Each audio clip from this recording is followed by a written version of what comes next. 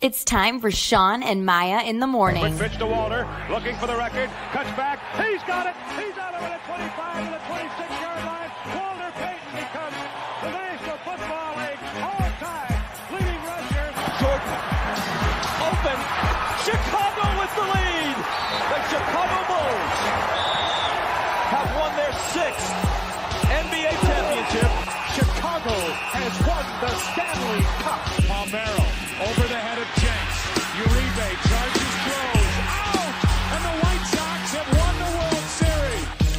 A little bouncer slowly toward Bryant. He will glove it, go to Rizzo. It's in time, and the Chicago Cubs win the World Series.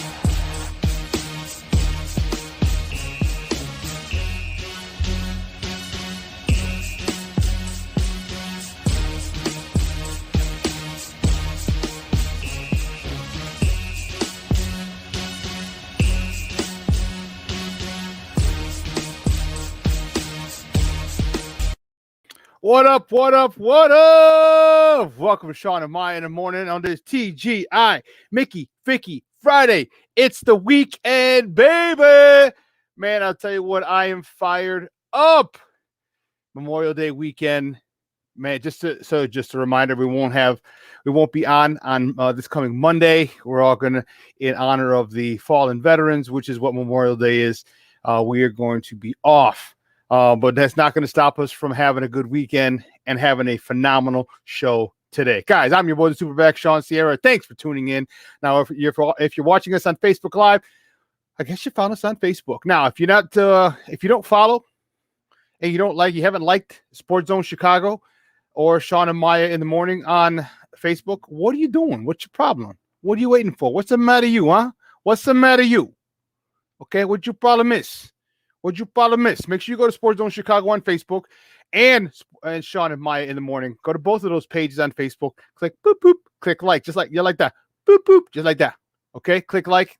And if you're watching this on our YouTube channel, excellent. Okay, and if you haven't subscribed to us on your YouTube channel, what are you waiting for? Okay, go to YouTube, type in SportsZone Chicago, click subscribes, just like that. Subscribe, boop, boop. One more time. Boop, boop, subscribe, okay? And then not only will you get Shawn and Maya in the morning, okay, but you're going to get our other 4 live shows that we have on the network. Awesome stuff. You'll get those. Now, if you're watching this on our app, it's even more excellenter. All right, and if you haven't downloaded the app, what in God's name are you waiting for? What the hell are you waiting for? Man, come on now.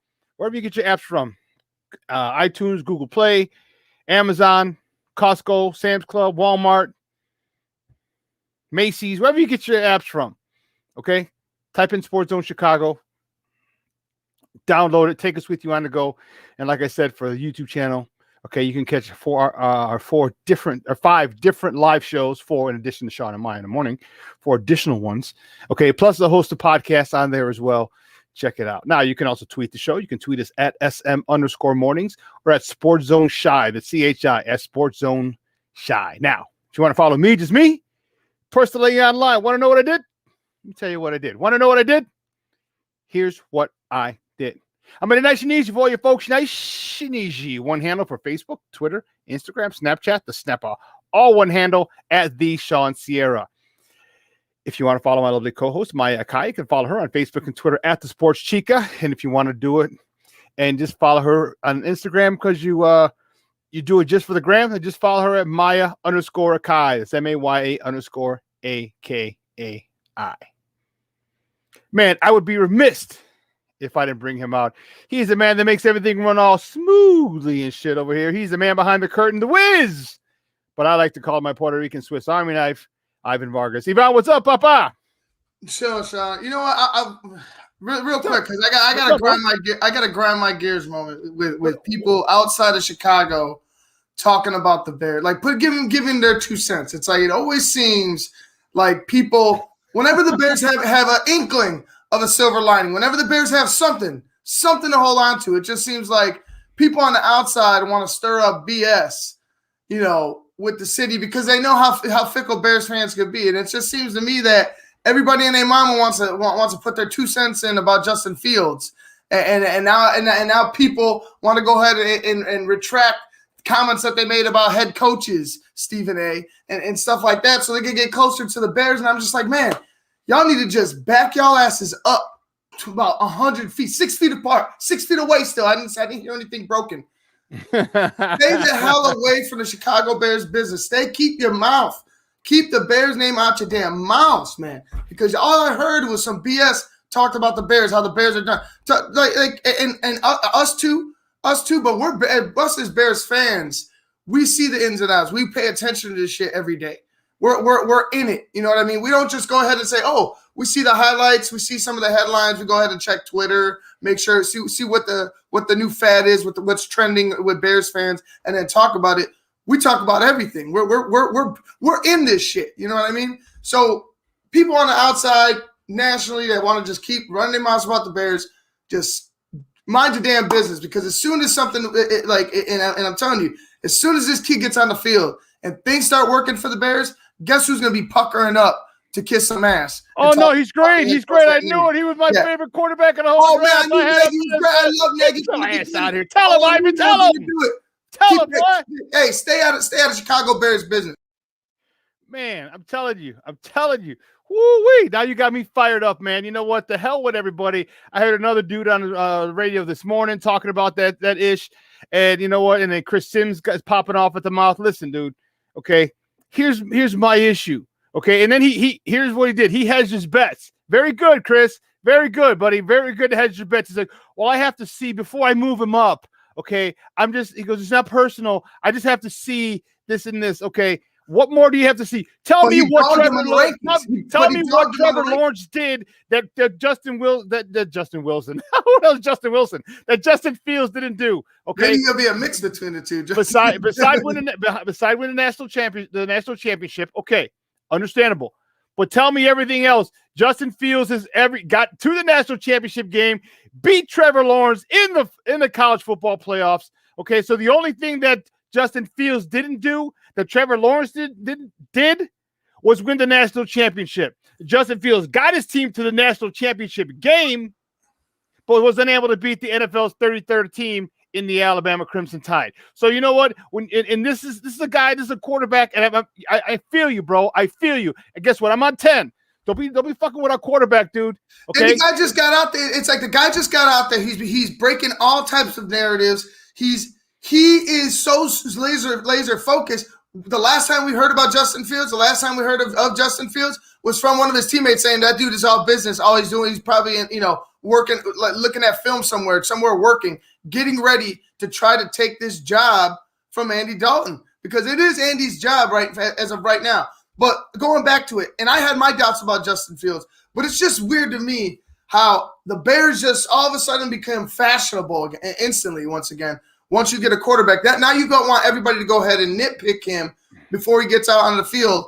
And for me, like I said, before the draft, before we picked, we knew we were going to get him where he was available. My biggest thing is Justin Fields going to be Mr. Trubisky? You know what I'm saying? Are we going to have another mental case on our hands? And by all accounts, Justin Fields is nowhere near a mental case. I can't wait to see what he'll do with the second team, let alone with the first team. You know what I mean? I think with whoever that is on the field with that guy come preseason, he's going to elevate them. He's going to be the guy he's going to be the one shining. He's going to make them shine too.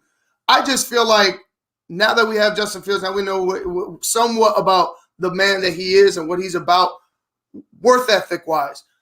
Just keep your name, like I said, just keep Chicago out your mouth. Don't get all happy go lucky and like, oh man, the Bears are the new thing. Let's start talking about the Bears like we fucking knew all this shit all along. Like, we knew Matt Nagy was a great, you know what I'm saying? We knew Matt Nagy was a great play caller. All you needed was a quarterback. We knew that you're gonna see all this BS start coming out. Like everybody was just a fucking genius, and I don't like that. Like it happens all the time when the Bears have just a little bit of something. The national media wants to come over like they knew everything all along, and they knew barely shit. And you know what? And here's the thing: is like now you're starting to see people. They're saying, okay, Matt Nagy is going to tailor his offense around the talents of Justin Fields. This guy's got a big arm. This guy's got 4.4 speed. This guy has a lot of moxie. This guy's been in big game situations. So you're going to see a lot of things, a lot of plays tailored to his strengths. And if Matt Nagy does that, okay, if Matt Nagy does that, and everybody starts jumping on the bandwagon and saying what a great coach he was, then that goes to show you that he didn't give a goddamn about Mitch Trubisky, because he could have adjusted his offense to Mitch Trubisky's skill set. There are a lot of skills that are similar. Okay, Mr. Trubisky had a big arm. Mr. Trubisky is a good runner. He's very athletic. There's a lot of things that he could. No, he has a good arm. He's got a good arm. His accuracy and that's the issue. He did. That's the big issue. He can sling that ball 60, 70 yards. Where it goes, that's the problem. Nobody knows. Okay, but there's a lot of skill sets. A lot of the skills that they have are similar. So one of the things that he had was his ability and his tendency to do better on a rollout when he's on the move, to make him a dual threat quarterback. But Matt Nagy didn't do that for Mitch Trubisky. Why? I have no idea. I have no idea why that wasn't done for him. So you know why, Shawn? Because Matt Nagy has to see his guy. Mitch Trubisky came in because of Ryan Pace. Matt Nagy wasn't even in the picture, didn't even know he was going to be the Bears head coach. All of a sudden inherited this guy. Justin Fields, Matt Nagy has seen, just like he has seen, he's seen it with his own eyes with Patrick Mahomes. He needs to see it as a head coach, and I'm all for that. Mitch, that's a whole different story. Good luck, Mitch, in Buffalo. My thing is with Justin Fields right here, right now. When it comes to letting this young man grow, don't start trying to rile up media, nationally, people. Don't start to rile up some shit, because right now the Bears fans are in a good place. Bears fans are happy with what just transpired with the draft. They're looking forward to the next time this kid hits the field, and you could just see him in shorts. You know what I mean? Shorts and helmets. That's it. Remember, Zach, we had Zach Pearson on the other day, and I asked him flat out, straight question: did he have that aura when he stepped on the field? Did you know he was there? You know what I mean? When you're a superstar, okay, there's an aura you have about you. Okay, you don't do it on your own. You don't try to have that aura. You have that aura. And Zach, yes, and I need that jumper too for this weekend. Okay, I need that shirt. And Zach Pearson from BearReport.com, we had on last week, said he had it. Said he has that je ne sais quoi, that it factor. Okay, when he stepped on the field, you knew who the hell he was. Your eyes were transfixed to the orange jersey number 1. Okay, Justin Fields has it. Okay, it's not tangible. You can't describe it. He has that personality. Okay, he has it, and that's what the man wants to will. He will will himself to be a good quarterback. That man, look, just people talking about Justin Fields, like they were all excited, all jumping on, like I said, all on Ryan Pace's nuts when he drafted Justin Fields. When the draft transpired. Everybody, great draft for the Chicago Bears. Now, all of a sudden, don't you think it's weird that, now we're going to start throwing up questions about Justin Fields? That's all BS, just to rile up Bears fans, just to get, just to gain ratings. Like that, in my opinion, it's just to gain ratings. You know who pissed me off was Dan Orlovsky, and I really liked him. I really did. I really liked Dan Orlovsky, okay, on the 4-letter network. But he comes out and he says, according to scouts who talked to him, no names, of course, what came into question was Justin Fields' work ethic. And why would his work ethic be brought into question? This guy has led his team to the college football playoffs 2 years in a row, gets to the national championship game. If you don't have good work ethic, you're not going to do what he did. And for him to say that, well, what about Trevor Lawrence? After Trevor Lawrence won the national championship his freshman year, he didn't win a national championship again. What about the questions about his work ethic? He didn't win. He wasn't. You know what I mean? So that really bothered me. That Justin Fields, and don't get me wrong, part of the reason that we got Justin Fields was because people like Dan Orlovsky said, his work ethic, was in question, which allowed him to fall. So yes, thank you for it, but now you can leave that shit alone. Okay, now you can stop the nonsense. Don't worry about his work ethic. And I'm glad Ryan Day came to his defense and said, whoa, where the hell is all this coming from? The man had to. He could have played at Georgia. Went ahead, took his chance at Ohio State. Got that job. What did he do? Just lead Ohio State to the national title game. Just be Trevor Lawrence. Just continue to be a good quarterback. The only thing that the main problem issues I had were maybe he struggles reading defenses. That's it. And all young quarterbacks are going to struggle. And you know what? And talk to us. Be frozen, sir? No, I'm good. Oh, okay. I was here. I don't know what happened. But shout out to our boy Phil Toshin, the draft doctor himself. And Phil had gone through. He's going to be on with us later today at 11. But you know what? He went through tape. And there are a few people like me and Phil can break down some tape. Okay, and I love it. Okay, I love the way. Why? Because we played high school. We played great high school football. We played Division I football. Okay, we've coached for a long time. Okay, and so there's specific ways to watch film. Okay, when you're a coach. So he broke down Justin Fields and he debunked that narrative. He debunked the narrative about his inability to read defenses. When you read defenses, okay, your ability to go from read number one, to read number two, to read number three, to check down does not exist because you have no idea what the hell is going on if you can't read a defense. If you cannot read a defense, you have no idea. You don't know where to go next because you don't know what the defense is doing. So when people say that, it bothers me because these people are people that need to know. They should know, but all they have is a platform, and all they have is something just to start shit that doesn't need to be started. HR, good morning, Papa. Marshawn, good morning, dog. I appreciate it. Appreciate you guys tuning in. Okay, we got fired up. Ivan got me fired up already, man. I didn't even get going, boy. I fired up. I know we got to move on. We got top of the morning, but it's just like HR said, man. The national media is scripted, and it gets for me for Chicago. When I watch, I turn it off. When they start talking about the Bears, I might peek in once or twice, just almost like it's like pain. Like I'm hurting myself doing it. Like I'll watch and I'll listen. I'm like, oh my God, like shut the hell up. Like you're obviously looking at Twitter. You're obviously picking up all the keywords. You know what I mean? All the trigger words, and you're trying to trigger Bears fans in order to stir some ratings up, in order for people to come back and watch your show and watch you talk shit about the Bears. Kiss my ass, man. Keep that shit somewhere else. You like as soon as Justin Fields performs, watch how many motherfuckers are gonna be on his nuts. Watch. I told you, Chris Sims hedged his bets. He said, well, I needed to see this. His fundamentals, did his fundamentals stop him at Ohio State? Did his fundamentals stop him from getting to the national championship game? No. And then people bring up they bring up in question. Here's the thing that pisses me off. They bring up in question the game against Northwestern.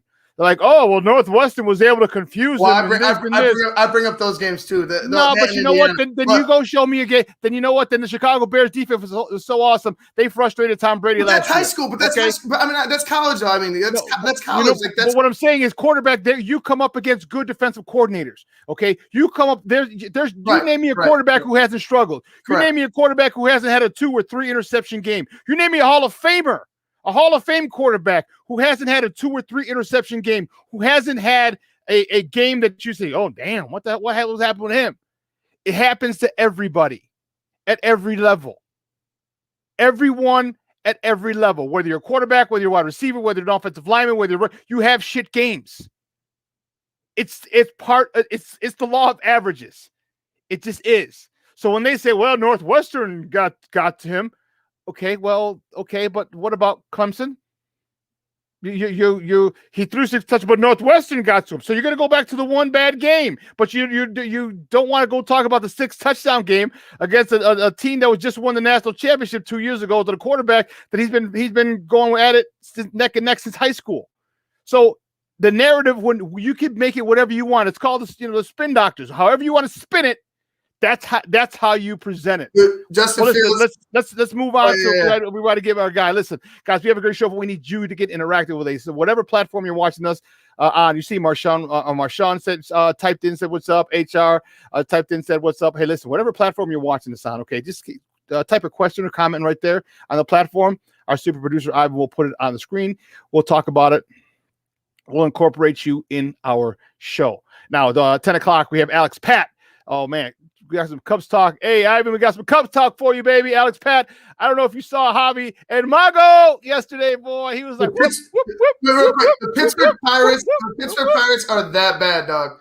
The Pittsburgh Pirates are that bad. That was the worst baseball play I've ever seen in my life.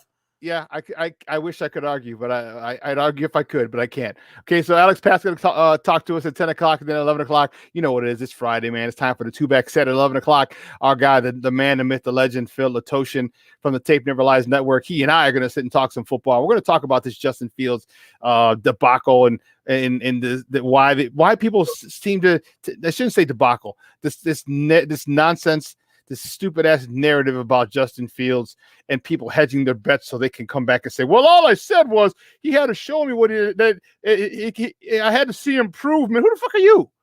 Who the hell do you need to, who are you that you need to see improvement from somebody? You know what I mean?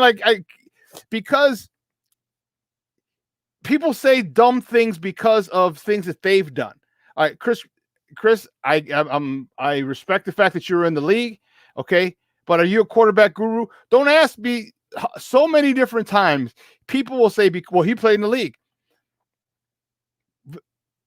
It's so difficult. Just because you played in the league doesn't mean you're a good determinant of what's good in the league. So let me ask you this. We all graduated high school, didn't we? Can you go back and teach high school? Jim, But you graduated. I'll teach a hell of a PE class. We dodgeball all day. Yeah, you can't play dodgeball anymore. See, you're fired. Okay, you can't play dodgeball anymore. Okay, so but you see what I mean? You see what I mean? Like, people, just because you've done something doesn't mean you're good at teaching it or analyzing it. Okay, so Chris Sims, yes, you were there, but I'm not. My thing is this: like, just lay off our dude, man. We finally got a guy that we're excited about. You know what I mean? Finally got a guy, man, that we're excited about. Let us enjoy this. We don't need to hear all this nonsense. And then you come in our time, and say it. You come in and say it on your podcast. And so now we have to discuss it. Why? Because you're irrelevant now. You're irrelevant now. And I'm not being a jerk or jagbag. You are irrelevant now. Okay, so what's the way to stay irrelevant? You have a hot take, and then everyone's like, "Wow, what'd you mean? What'd you mean?" And now he's on the circuit. Now he's here in Chicago on both sports talk shows talking about what he meant and why Justin Fields is. Come on, dude. Now he's relevant again. Okay, that's all. Any public, you know what they say for actors and Hollywood stars. Any press is good press. Any press is good press. So listen. Guys, you know how we do. We got to move on. The first segment of every show is called Top of the Morning. Just when you want it. Top of the morning to you. Top of the morning to you. Top of the morning to you.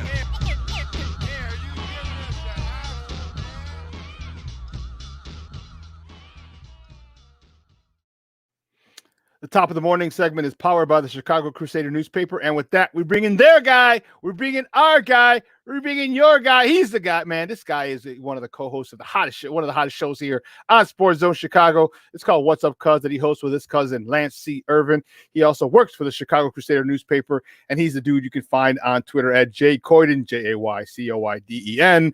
Whew.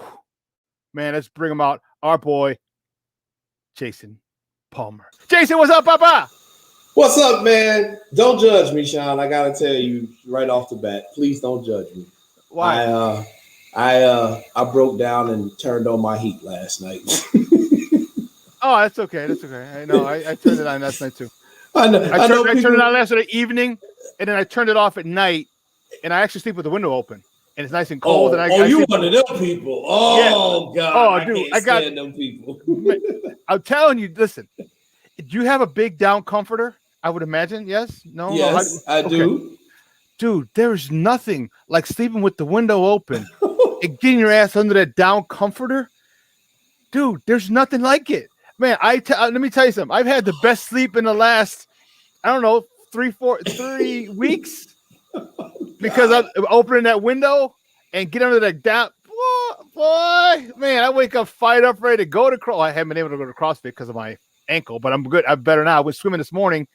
I'm telling you, that's great. I had a roommate in college who was like that one time. He was the dude who would turn the air conditioner and put it on like 50. And I'd be in there freezing. You know, in college, you don't have the perfect down comforter and all that stuff yet. You got the cheap cotton blanket that you barely hold on to. And he was one of them. He was like you. Oh my God. It was always too hot for him. It could be 30 below zero outside. He's like, should we crack the window? Like, no, we shouldn't.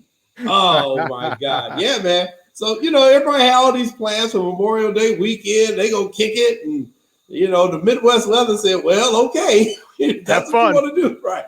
Bring your jackets. It's windy, it's rainy, it's cold. It's just like, oh God. So, but hopefully it'll take the temperature down a little bit, man, of what's been going on at all these stadiums across the country. People spitting at athletes and throwing popcorn at them, and people fighting in the stands. And wait a minute, Jason. We fought, and we bitched and moaned for over a year to get back in the stadiums. And this is how you want to show your ass. Exactly. You want to show your ass like this by spitting at people and throwing popcorn at people. Come on, man. It's just crazy, man. And then the national media is going bananas. I know, I really look forward to talking about this Naomi Osaka thing. It's just so much going on right now with the media and the athletes. So let's go ahead and get to some of these topics, man. Yeah, well, actually, you know what? We are going to take a quick break first. Okay. Let's take a quick break. And on the other side of the break, we're going to start at the top of the morning topic. So don't go anywhere, folks. Keep it locked right here. Me and Jason on top of the morning, okay? Keep it locked right here. Shawn and Maya in the morning on SportsZone Chicago.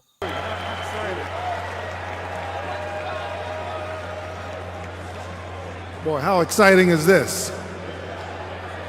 With the 11th pick in the 2021 NFL Draft, the My Chicago Bears select Justin Fields, quarterback, Ohio State.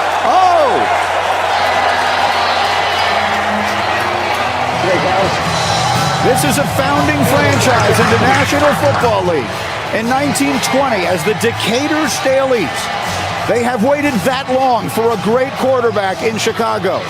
Will it be Justin Fields? AutomotiveMap.com presents the Sports Flash on the SportsZone Chicago. Line drive out in the left center, base hit. There's a gapper that's going to score. Madrigal. Moncada will hold at third. The action on the White Sox radio network. 5-1 the win over the Orioles on Thursday. Dylan Cease with 10 strikeouts. Yerman Mercedes homered and drove in 3 runs. Cease improved to 3-1. He tossed a career-high 111 pitches and allowed just 1 earned run over 6 innings. Following a 19-minute rain delay, he got off to a bit of a rough start, allowing a single and hitting a batter before retiring his next 8 and 15 of the next 18. The Cubs beat the Pirates 5-3, thanks in part to a play that you have to see to appreciate. Javier Baez hit a routine grounder, but forced a rundown up the first base line. That allowed Wilson Contreras to score from second base. Download the free Score app. Lightning fast updates so you never miss a thing. It's why the Score app is one of North America's most popular sports apps. I'm Chuck Sanders. That's the Sports Flash on the SportsZone Chicago. Designer face masks, DIY haircuts. In a world full of things you never thought possible, here's one more. Now you can get the same high-quality insurance from Allstate, but at a new low rate. Drivers who switched and saved averaged $718. With Allstate, you can lower your rates, not your expectations.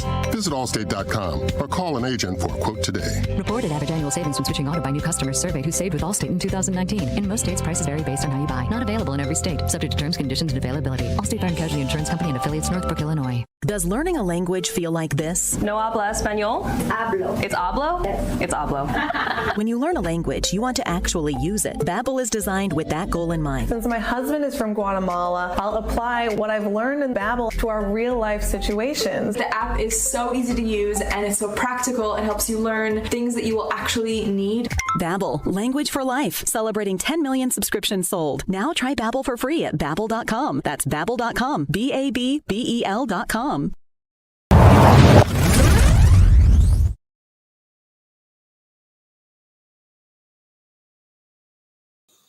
Welcome back to Shawn and Maya in the morning on SportsZone Chicago.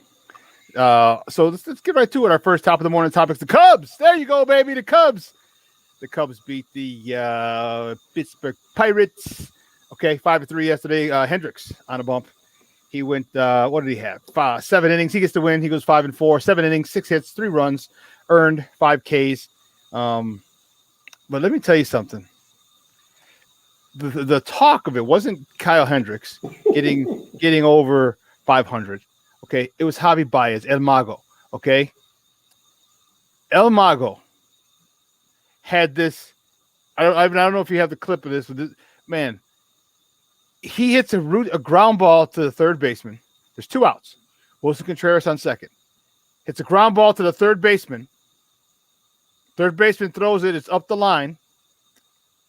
First baseman catches it, and Javi stops. He's almost at the first baseman. He stops. He starts backpedaling.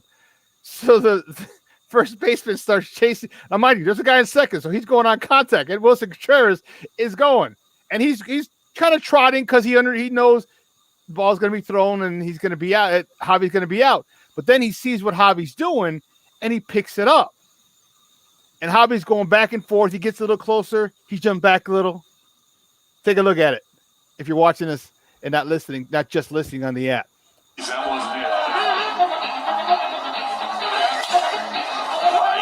it on the ground to third. Gonzalez.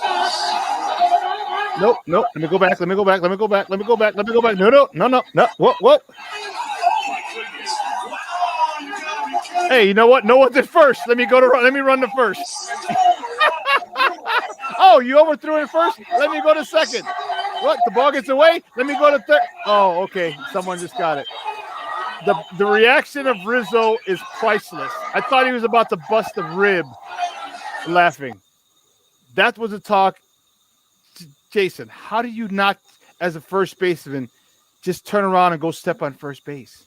Shawn, you just said in the previous segment, just because people played the game don't mean they know the game. That's the perfect example right there. What the hell is wrong with the Pittsburgh Pirates? Dude, just turn around and go step on first base and then it's over. What are you doing? Jason, was that not the worst play you've ever seen? Like, was that not one of the – I don't know. Maybe you've seen a lot more baseball than I. But for me, I've never seen that. I've never seen – well, here's the bad part. It wasn't just the first baseman. It was that none of his teammates were yelling at him, just giving him instructions on what to do. None of his teammates were saying, hey, man, just go to first. Just run to first. Nobody. They allowed him to chase Baez back to home plate. And then the catcher's sitting there like, well, yeah, throw me the ball. If I would imagine the Pirates, I would have resigned after that game. I probably would have resigned after that play because it's just such a bad reflection on me. I couldn't believe that, man. That is definitely the dumbest play I have ever seen in my entire life in Major League Baseball. And I just don't, I wish we had a clip of what the guys from Pittsburgh said after the game trying to explain that because I missed it. I don't know if you guys heard anything about what they said or what they were thinking or not thinking, but I think one of the broadcasts, I don't know whether it was the radio or the TV broadcast, they were like, hard hit is going to throw him out. And then he started they started laughing because Javi started running back. They thought it was a joke. But when the dude started chasing him, we're like, oh, he's chasing him. He's like, oh no. He's like, what's going on? And then they saw what transpired at the plate. And then they were just like, they were in shock. But I remember the other crew, they were more like, are you kidding me? Did this just happen? Are you serious? Like, all you have to do is turn around. You know what I mean? Like, it was that kind of a feel. I don't know what's wrong with the Pirates. Something has to change because that is terrible. I mean, it was bad, man, and I just couldn't believe it, And I hate to say it, but that stupid play actually took away from what the Cubs have been doing. We're waking up and we've got 2 first-place teams in Chicago baseball, and we weren't going to say this a month ago about the Cubs. Their turnaround has been Very impressive. And it's not just that they beat the Pirates, they beat the Dodgers. They've beaten some solid teams in there as well. But, we know you got to beat these terrible teams like the Pirates and take series from them. And to do what they've done is really remarkable. And I'm very happy for the Cubs and their fans. And, my dream of getting a World Series is technically still alive. It's just poor baseball. And you know what? And the guy, I think the guy might be a rookie, the first baseman. And so he had a brain fart. Okay. That's all it was. And you can't have brain farts, period. You can't have a brain fart on a routine ground ball. Your job is not to tag the runner. Okay. Unless he runs to you, if you're the first baseman, you tag the base, period. And he got caught up in it being Javi and in Javi baiting him into chasing him. And it just got him off the square. And you know what? It's about time, so now we're not the ones looking stupid with Tony not knowing the rule. Okay, and everybody's laughing at us. Now everybody's laughing at the Pirates. Thank God, because it couldn't have come too soon, because I was tired of being the laughing stock and the butt of national jokes, throughout this great country, throughout the baseball world. So it's good it happened to the Pirates. You know what? You guys are having a horrible season. You guys are trash. And hopefully you turn it around soon. But right now, you guys suck. But moving on, the next top of the morning topic: a White Sox, baby. They beat the Baltimore Orioles 5-1 yesterday. Dylan Cease looking good, baby, looking good.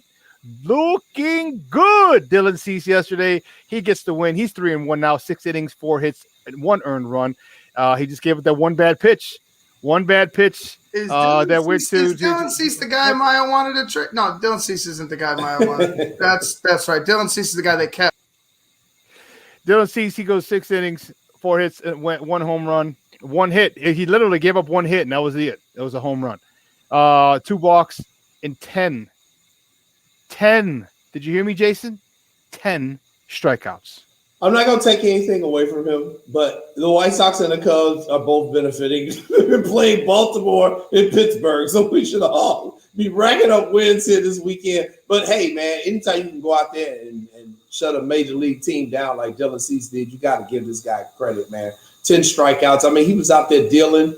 He had the benefit of cold weather out there, too. I'm sure that helps him. The hitters don't tend to do as well in cold weather. But, yeah, we've said for, a few years now that Dylan Cease probably has the best actual stuff on this entire rotation. It's just a matter of him putting it together and finding the strike zone and, not walking all these players.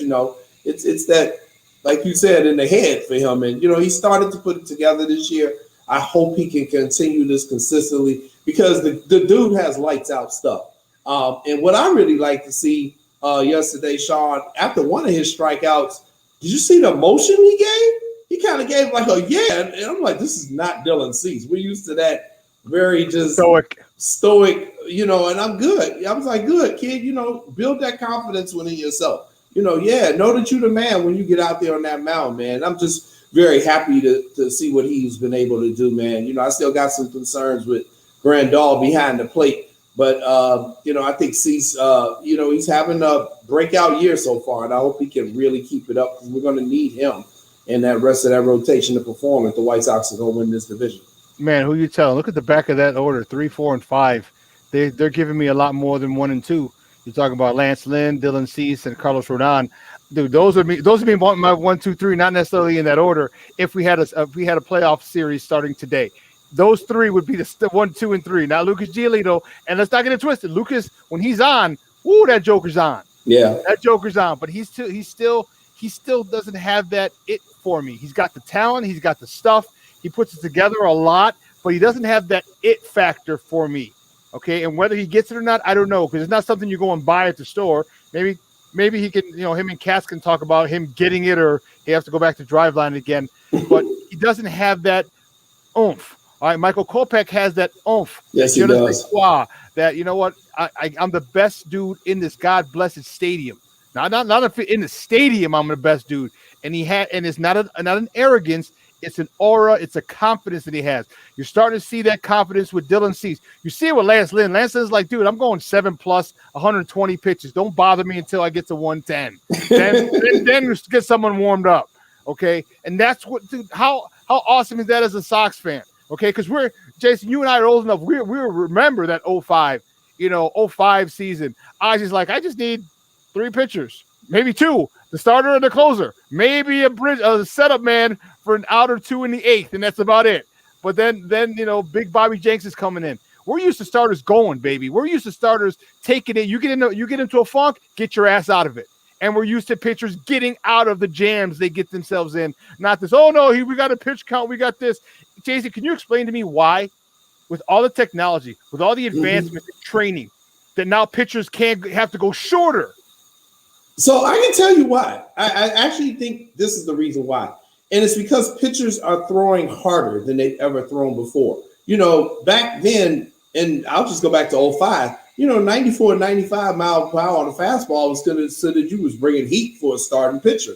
Well, now you got starting pitchers throwing 98, 99. You got guys who can throw 100 consistently like that. And I think that is where the wear and tear is coming on the body. I think that is why the guys are only going 5 innings now, because they're throwing harder right from the start.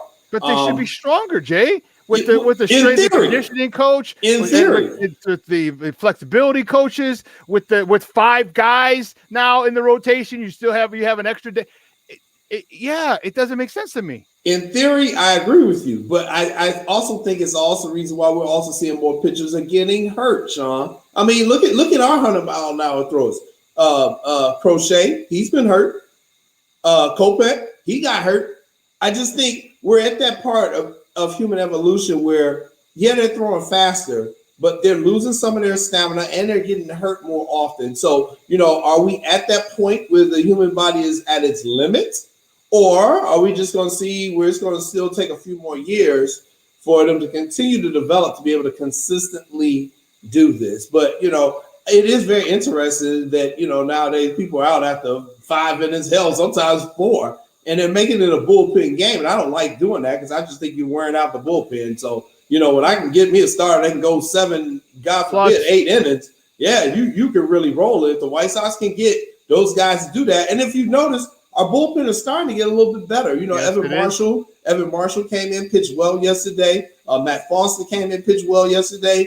Who else we had? We had our lefty go yesterday too. Bummer went, and they did fine. They got a nice clean in it, and the guys were able to go out there and do what they needed to do. So, I think you got to get this balance. You got to get this balance, but it starts with that starting pitcher. The problem I think is with this, Jason, is that they're telling these guys to continue to throw 100 miles an hour. Okay, look, who's the best on the staff this year? Lance Lynn? No, I'd argue and say Carlos Rodon. Okay, why? Because Carlos Rodon changed speeds. Carlos Rodon will hit you. And when Carlos Rodon had his last strikeout the other day, okay, or in the last inning, what did he hit? He hit 100 miles an hour. He did. Okay, but why? Because he's not throwing 100 miles. He's not relying on 100 mile an hour throughout his game. Yeah. Okay, it's 93, 94. But it's down to 79. It's at 80. It's 96. Back down to 80, 82. The changing of speeds, that's pitching. Yes. That's pitching. And because you have a 100-mile-an-hour fastball doesn't mean you need to use it. Okay? Because when people know you have a 100-mile-an-hour fastball, what are they thinking? And you have a changeup. They're like, okay, it's fastball changeup. He's going to try and trick me. But all of a sudden, when you have a curveball, or his fastball's coming to 94 and you foul it off, like, oh, snap, okay. But then here comes that curve. Here comes a change. Then he goes back up to 99. So now the change in speed, the change in location, that's pitching. Yes, it is. Have these guys with these big arms learn how to pitch, not just use their 100-mile-an-hour capabilities, because I don't give a damn who you are. People can turn on your 100-mile-an-hour pitches. These are professional hitters. You saw Edmund, wasn't it Edmund, the dude who hit the homer yesterday or something? Yep, off roll out. Yep. He's not a home run hitter, but he's caught at a sweet spot. You provide the speed, I'll provide the bat. That's it. Right. So teach these guys how to pitch, and that's where you talked about Grandal. Okay, change speeds. Give me different pitches. All right, set him up inside. Get his eyes moving up, down, in, out. You do that, you got him off balance. But they don't. It bugs me.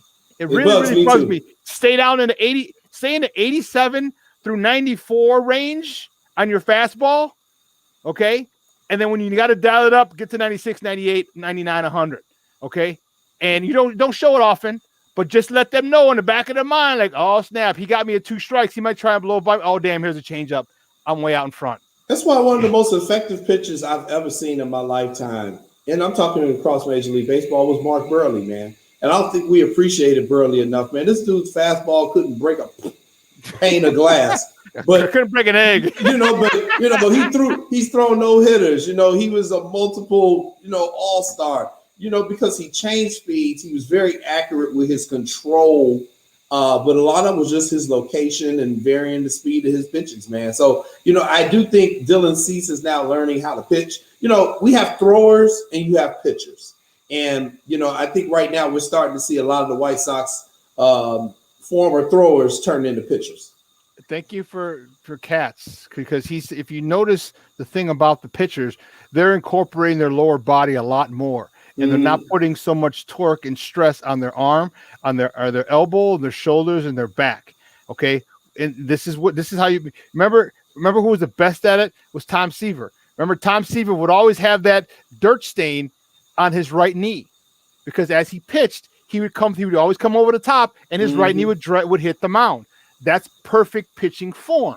And because he used his legs. Roger Clemens, he was able to get 100 miles an hour way back in the 80s and 90s. Why? Because he had big legs. He used his legs. Yep. So now you see Ethan Katz has got these guys using their legs more. So it's why would you put all the stress on your smaller muscles when you have bigger muscles which are trained, and now it's much easier to vary speeds and location when you're using your lower body. And I think that's what Dylan Cease has gotten done, and which is one of the reasons why he's doing that. Is definitely why Carlos Rodon is doing what he's doing, because he's like, man, I can't blow up my elbow again. Let me use the big muscles to get my energy, get my power, and not my arm.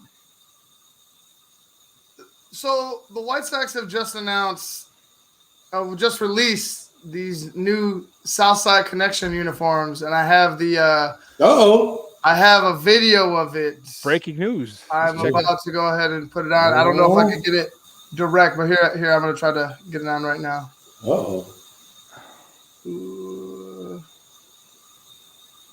Can't let my wife see this. It means I might be spending more money. Oh, they look pretty sick. All right, let's see. This look has a legacy that reached beyond the city. The black and white is iconic. A game changer. But now it's time for the remix.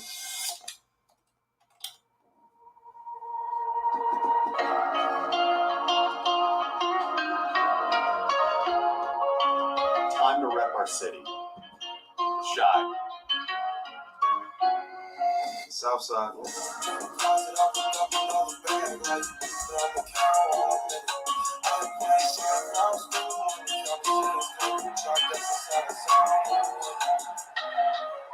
Told you, we're here to change the game.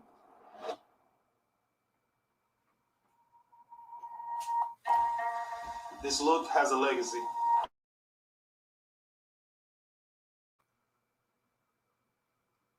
Oh, yeah. Sorry, I had put you on mute because I get it. Oh my God, Grandstand Sports here I come. That's doing it for you, Jay. I'm okay with it. I'm okay with it. To me, it looks like. Don't get me wrong. I'm gonna get it. I'm just saying. Don't get me wrong. But I'm gonna get it. Okay, but to me, it just looks like a softball team's thing. I love the South Side stuff because we are South Side. Okay, we are the South Side. There's an edge that comes with being from the South Side. Okay, it is what it is. If you ain't from the South Side, don't come to the South. If you ain't never been to the South Side, don't come to the South Side. You don't know what's going on the South Side. Yeah, that looks like my softball jersey. But I love it. I do. I love the concept. To me, it just was like, I wasn't blown away by it, but I was hoping the way that I would be. but I'm cool with it. Like I said, I'm gonna get it. Oh yeah. Grandstand Sports. I will be out there probably this weekend. So I know they're gonna have it. I think that looks dope. I honestly, and I hope. I hope they don't play the Cubs in it because then I know the Cubs are gonna have to like do some unique thing, and I feel like that's unique to the South Side. Like leave that, leave that. I think it's dope. I think it's real dope. Leave that over. Like Chicago, the Cubs don't do that. Like don't try to get. They gotta do it. They gotta do it. Ivan. Gotta do it. No, you know what? Because the Cubs like that, their uniform is more. You know, our uniform is 90, 91, 92, 93, somewhere in there. Okay, so it's not very old. That Cubs logo is, and I know they altered it a little bit, but it's pretty much been the Red Sea with the Ubs in the middle. You know what I mean? Mm-hmm. For the longest time. That's like asking the Yankees to put the Bronx on their thing. Like, no, you wouldn't do that. That's the New York Yankees. So I get it with the Cubs. Well, I don't want them to do it either. If maybe. It can't be that big, but yeah, I just don't see the Cubs. You know what? How about this, Shawn? How about the Cubs do it for the Crosstown Classic Series? For like that first game of the Crosstown Classic Series, they have the one that says the North Side, you know, and then the White Sox have the one that says the South Side, just for one game. I think that would be dope. I think that would be dope. I think that would be dope as hell. And you know what? You make sure you tell everybody, okay. August 28th. I just know that because I might be going to that game. August 28th on the South. All right, you know what? They're wearing the jerseys, and you know how sales are going to spike through the roof for that game because we're going to have the black ones. The Cubs will have the red ones, or they have the blue ones. You know, I honestly would like the Cubs go back to the red baby Cubs blue jersey, huh? Red Cubs jersey or their baby blue Cubs jerseys that they wore back in the day. That would be dope. That would be dope. Okay, the baby blue pinstripes. I would say throw some more red in there. Throw a little more red in there. So go back and get some Cubs stuff because I would. You know how awesome what I would think, and I would like for a different uniform. Okay, for each team every game. There's 6 games. We've had more than 6 uniforms, and so have the Cubs. Yeah. So why not use different? You're talking marketing? Let's talk marketing. Different uniform every game, and it'll lead up to this year's, okay, and the last game will be ours this year versus our next year, or the second to last game will be ours this year's, and the last one will be North Side, South Side, or you know what I mean? It just depends, but I think that would be pretty dope from a marketing perspective. I agree. Thank you for that, Ivan. Brighten my day. Good looking out. Good looking out. We talked about the White Sox. Mercedes went 2 for 3 yesterday with a home run. Man, that thing got out in a hurry. In a hurry. He don't get no cheap. He don't get no cheap one, Shawn. Dude, I think they said it was 112-mile-an-hour exit velocity on that one. That was a clothesline, and he had the home run. That's his 7th of the year. He had 3 RBIs. Jose Abreu 1 for 5 with a ribby, and Billy Hamilton with a big RBI when the game was tied. I was mad because it was 2 strikes on that. I was like, this mother hovered, come on, man, and he gets the base knock right back up the middle. White Sox, good game yesterday against the Orioles. Just real quick, Shawn, you know, Adam Engel is going to be coming off his assignment here pretty soon. They're going to have to, you know, move somebody from the roster. I vote Lamb, me, myself. That's why I'm voting for Lamb. We'll see what happens, though. Yeah, he hit a home run the other day in his first game and back in his rehab assignment down in Charlotte. So he's doing good. But you know what? Again, with that, they're going to take their time because, the hamstring, that's a soft tissue injury that you have to make sure is 100% before you bring back, because if you don't, and we've seen it in football, if you don't, and football is only once a week, it can linger a long time. So you have to make sure that he's right. You have to make sure that he stretches out properly, gets massages, all these things just to make sure it gets rolled out, with a foam roller and just to make sure when he comes back, because we're going to need him. We're going to need him. We've been doing great. We've been doing well without him. But that doesn't mean we can't use him, because we saw I just told you he just hit a home run. This guy was starting to show power last year. He had 295, and again, as an abbreviated season, I understand that. Okay, but the fact of the matter is he was at 230, 240. Okay, a couple of years ago, and now he's at 295, damn near 300. Okay, and showing a little pop and Gold Glove outfielder. Come on, man, we know what we got. Let him get 100% healthy, and I think that he's going to be a big help, big asset to this team when he's back. He's back. Yep, I agree. The next top of the morning topic. Naomi Osaka has refused to do interviews at the French Open. Now she's drawing a lot of heat from this, because God forbid the media, you do what they say how they say it. And part of it is she's doing it. She's not doing interviews because she talks about it's for her own mental health, and I get it. I understand her point.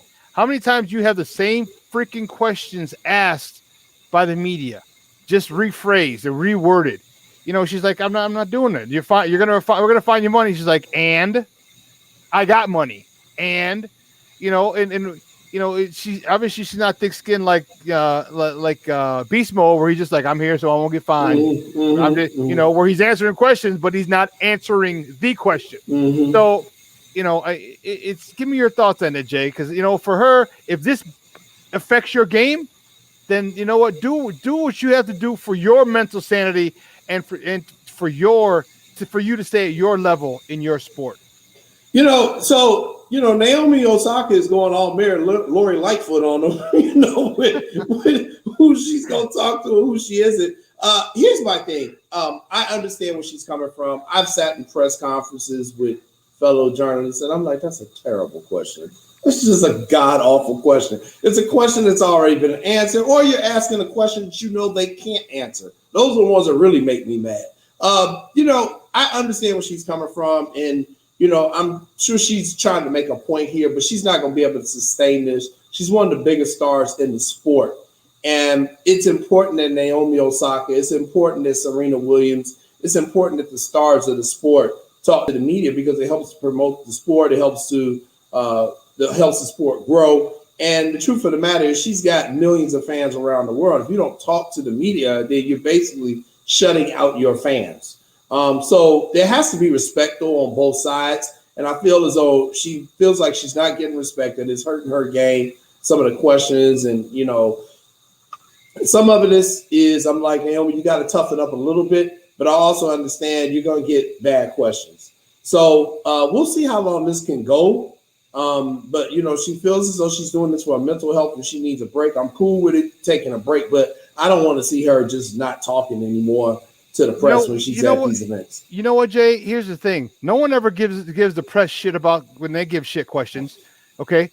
But the press they give big-time criticism to athletes. So what I would love for athletes to do, if they ask a question, like, no, I'm not going to answer that. Next question. Okay, right. Just put that in. Just put it in. Or you know what? Asked and answered. Next. Okay. Right. So if you say asked and answered, that's saying, "Hey, asshole, do your job. Pay attention to the question that's been asked and don't waste my time." Okay, because then that puts them on the spot, and it doesn't have asked and answered. Next question. I think that would be perfect for her because it saves you the mental turmoil of having to go through it again. And it also gives you a little bit of a shot because I just told you that you're an idiot for asking the same stupid question. Right. So, I hope a public relations person sends that message to her. Or she can always just say no comment. Yeah. You can always just say no comment. No comment. Next question. Why did you want to comment? No comment. Next question. There you go. Okay. That's all she has to do. Yep. She definitely needs to look at beast mode. Yes. Study some of his. No comment. No comment. Yeah. I just wish she would do that, man, because I love Naomi. And I think, the thing I love about tennis is that all the athletes have a different personality. Think of the men's tour back in the day when we were growing up, where you had McEnroe, Yvonne Vargas, and Bjorn Borg, and Yvonne Lendl. I mean, these guys had all sorts of crazy personality. Jimmy Connors. Never knew what the hell these guys were going to say. Joakim's dad, Yannick Noah. Joakim's dad. You never knew what the hell those guys were going to say. So, I hope she doesn't. You got to be kidding me. You got to be kidding me. That ball was out. So I hope she doesn't do this, for a long time. But I can understand right now she needs to make a point to take a break at the French Open. That's cool. And maybe at some point during the French Open, someone will talk to her and say, hey, just do this when you get a bad question, And I think a lot of it just is she hadn't been coached really on what to say. And, hopefully someone will step in and take care of that, because I love Naomi, man. I think she's the next great one in this sport. I do too, and she's crossing so many boundaries, and with her ethnicity, with her youth. Okay, I think it's a great thing with her likability. I think she's just crossing so many boundaries and checking so many boxes and opening so many eyes and really exposing the sport to a lot of different demographics. And I love it. And, she's pretty damn good at it. Hey, Jason, we got to go, Bob. But hey, listen, I appreciate it. What do you got going this weekend? Well, I ain't golfing, I tell you that. So weather took that out the way. So it looks like I'm taking a trip to the gun range today. I might as well go work on my game at the range. So I'll probably go let the shotgun off a few times and get some handgun work in. So off to the range I go today. And then this weekend, the wife and I got a bunch of stuff to catch up on Netflix. So we'll do that. We'll do some bike riding and I'll do some grilling on Monday and just try to relax and enjoy this extra long weekend, man. That's my plans, baby. Sounds good, Papa. Sounds good. Hey, we'll see you on Monday, all right? All right, see y'all later. Peace out. All righty, guys. That's Jason Palmer from the Chicago Crusader and one of the co-hosts of one of the hottest shows here on SportsZone Chicago. That's What's Up, Cuz. Listen, we got to take a break because on the other side of the break, we gotta welcome my guy, Kenneth Davis, because he's going to sit with me from the 10 to 11 o'clock hour as we welcome Alex Pat, and we're going to talk some Cubs baseball. Javi being Javi, man. It's officially, like, if it wasn't official before, which I think it was, I think it's official now. Javi being Javi is just like Manny being Manny, okay? Because that dude, that's awesome stuff. And if you're the Pittsburgh Pirates, you got egg all over your God-blessed face, you silly sons of biscuits. How can you not just turn around and step on first? What the hell's wrong with you? Hey, Kenneth Davis coming up as we welcome Alex Pat on the other side of the break. So don't go anywhere, folks. Keep it locked right here. Shawn and Maya in the morning on SportsZone Chicago. Third time's a charm. Let the big dog eat. AutomotiveMap.com presents the Sports Flash on the SportsZone Chicago. Line drive out in the left center, base hit. There's a gapper that's going to score. Madrigal. Moncada will hold at third. The action on the White Sox radio network. 5-1 the win over the Orioles on Thursday. Dylan Cease with 10 strikeouts. Yerman Mercedes homered and drove in 3 runs. Cease improved to 3-1. He tossed a career-high 111 pitches and allowed just 1 earned run over 6 innings. Following a 19-minute rain delay, he got off to a bit of a rough start, allowing a single and hitting a batter before retiring his next 8 and 15 of the next 18. The Cubs beat the Pirates 5-3, thanks in part to a play that you have to see to appreciate. Javier Baez hit a routine grounder, but forced a rundown up the first base line. That allowed Wilson Contreras to score from second base. Download the free Score app. Lightning fast updates so you never miss a thing. It's why the Score app is one of North America's most popular sports apps. I'm Chuck Sanders. That's the Sports Flash on the SportsZone Chicago. Designer face masks, DIY haircuts. In a world full of things you never thought possible, here's one more. Now you can get the same high-quality insurance from Allstate, but at a new low rate. Drivers who switched and saved average $718. With Allstate, you can lower your rates, not your expectations. Visit allstate.com or call an agent for a quote today. Reported average annual savings when switching auto by new customers surveyed who saved with Allstate in 2019. In most states, prices vary based on how you buy. Not available in every state. Subject to terms, conditions, and availability. Allstate Fire and Casualty Insurance Company and affiliates, Northbrook, Illinois. Does learning a language feel like this? No habla español? Hablo. It's hablo? Yes. It's hablo. When you learn a language, you want to actually use it. Babbel is designed with that goal in mind. Since my husband is from Guatemala, I'll apply what I've learned in Babbel to our real life situations. The app is so easy to use and it's so practical. It helps you learn things that you will actually need. Babbel, language for life. Celebrating 10 million subscriptions sold. Now try Babbel for free at Babbel.com. That's Babbel.com. Babbel.com.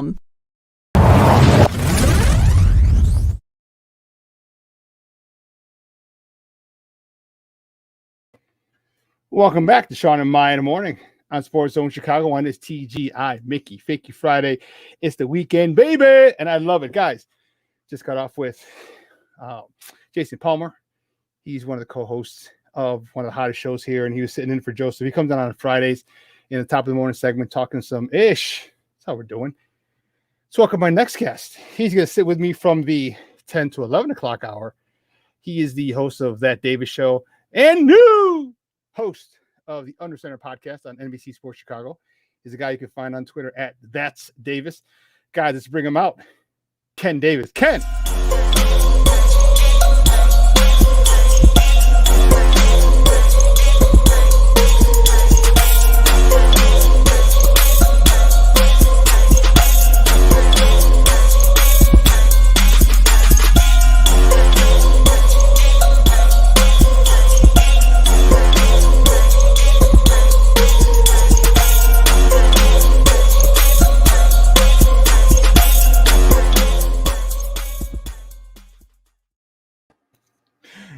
what's up, Papa? How are you?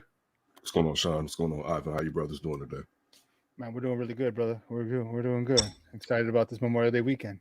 Let's try to finish off this cereal real quick. How you doing, Ken? I'm good. I'm good. My daughter woke up with the nosebleed, so I'm slightly concerned with that. Okay. I just found out it hasn't necessarily stopped. So I'm preoccupied with that. Okay. That's what's on my mind today. Sorry, It's not peaches and roses. Okay. So Bellissimo. All right, Bellissimo. Let's get it, guys. Hey, man, I'm excited. We're gonna welcome our next guest, but I want to get your take on it. That base running stuff by Javi Baez. If you're the Pittsburgh Pirates, how stupid? Pirates gonna pirate. Pirates gonna pirate. I heard you talking about it. Just slap your foot on first right there. Get him out the way. You just let Javi do a fool. Listen, I don't even know if that's Javi being Javi. Because even if you use the analogy of Manny being Manny, with Manny being Manny, there's a bit of like, oh, what the hell are you doing? Right? It's Manny. But this is in fairness to Javi, this is just straight brilliance right here. Like, what the hell were the Pirates? What were like? Where's the baseball IQ? Where's the manager screaming at them to slap first? You know, tag first. Yes, like, come on now. Like, what the hell? So let's go for you saw him. You saw him when he was coming back. When he was coming back, he's looking at Wilson. He's like, okay, he's looking at Wilson. Maybe he can get around the score. He's looking at the first base. He's looking at Wilson. He's looking at first base, and he gets right there and he steps in front of home plate and gets pretty much even home plate. And the guy's like, oh, shit, I got to throw in the ball. He throws the ball. You see Wilson sliding by, and I was like, comes flying by. On top of that, Shawn, the man has a wherewithal to make the call himself. Then turn around and get to first. Oh, by the way, there's nobody at first. Right. Yeah, that was I think beautiful. the center. Yeah, it was. Hey, listen, let's welcome our next guest. We'll talk a little more Cubs with this guy, man. He is he's a good friend of the program. We haven't had him on in a minute, but it's good to have him back. He's you can find him on Twitter at ShyFanPat2. ShyFanPat2, guys. Let's welcome Alex Pat. Alex, what's up, buddy? How are you? Welcome back. Hey guys, how's it going? Hey, Good. Big win for your team yesterday. I know you guys are happy as pigs in slop, like we are about our team on the south side. And you know what? It's crazy. We have 2 first-place baseball teams in Chicago going into June. Yeah, it's a nice feeling, especially since the Cubs got off to that really awful start at the beginning where they couldn't hit anything. Now, even with all these injuries, you're actually seeing a smart offense. You are seeing more contact in big situations. You're seeing them steal bases. I think I saw a graphic the other day. They're among tops in the league in stolen bases. I never would have thought I would have seen that with this Cubs team, but they are utilizing the base paths more. And to sum up the whole stealing bases thing, now we got people getting in rundowns between home and first. I mean, it's nuts. Dude, the announcer said it perfectly. I've never seen a first base coach wave a man to first base. Well, never seen it. Well, that's the thing. I watched that play live on television. And when that was all going down, I'm thinking, okay, I've never seen this before. Not just the whole play itself. I'm just talking about running backwards, like in a rundown. Regardless of whether he got tagged out or not, I've never seen that before. Then all of a sudden, Wilson Contreras comes sliding in.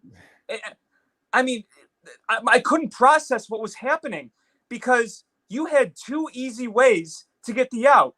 You could have backpedaled 3-4 feet, whatever it was, step on first, or you could have just run up and tagged him. He just gingerly chased him with the ball like he was just screwing around, like it was a scrimmage or something. Next thing you know, the ball's in right field, and Baez ends up at second with a run in. I'm telling myself, is this legal? Like, what's going on here? I tired as hell.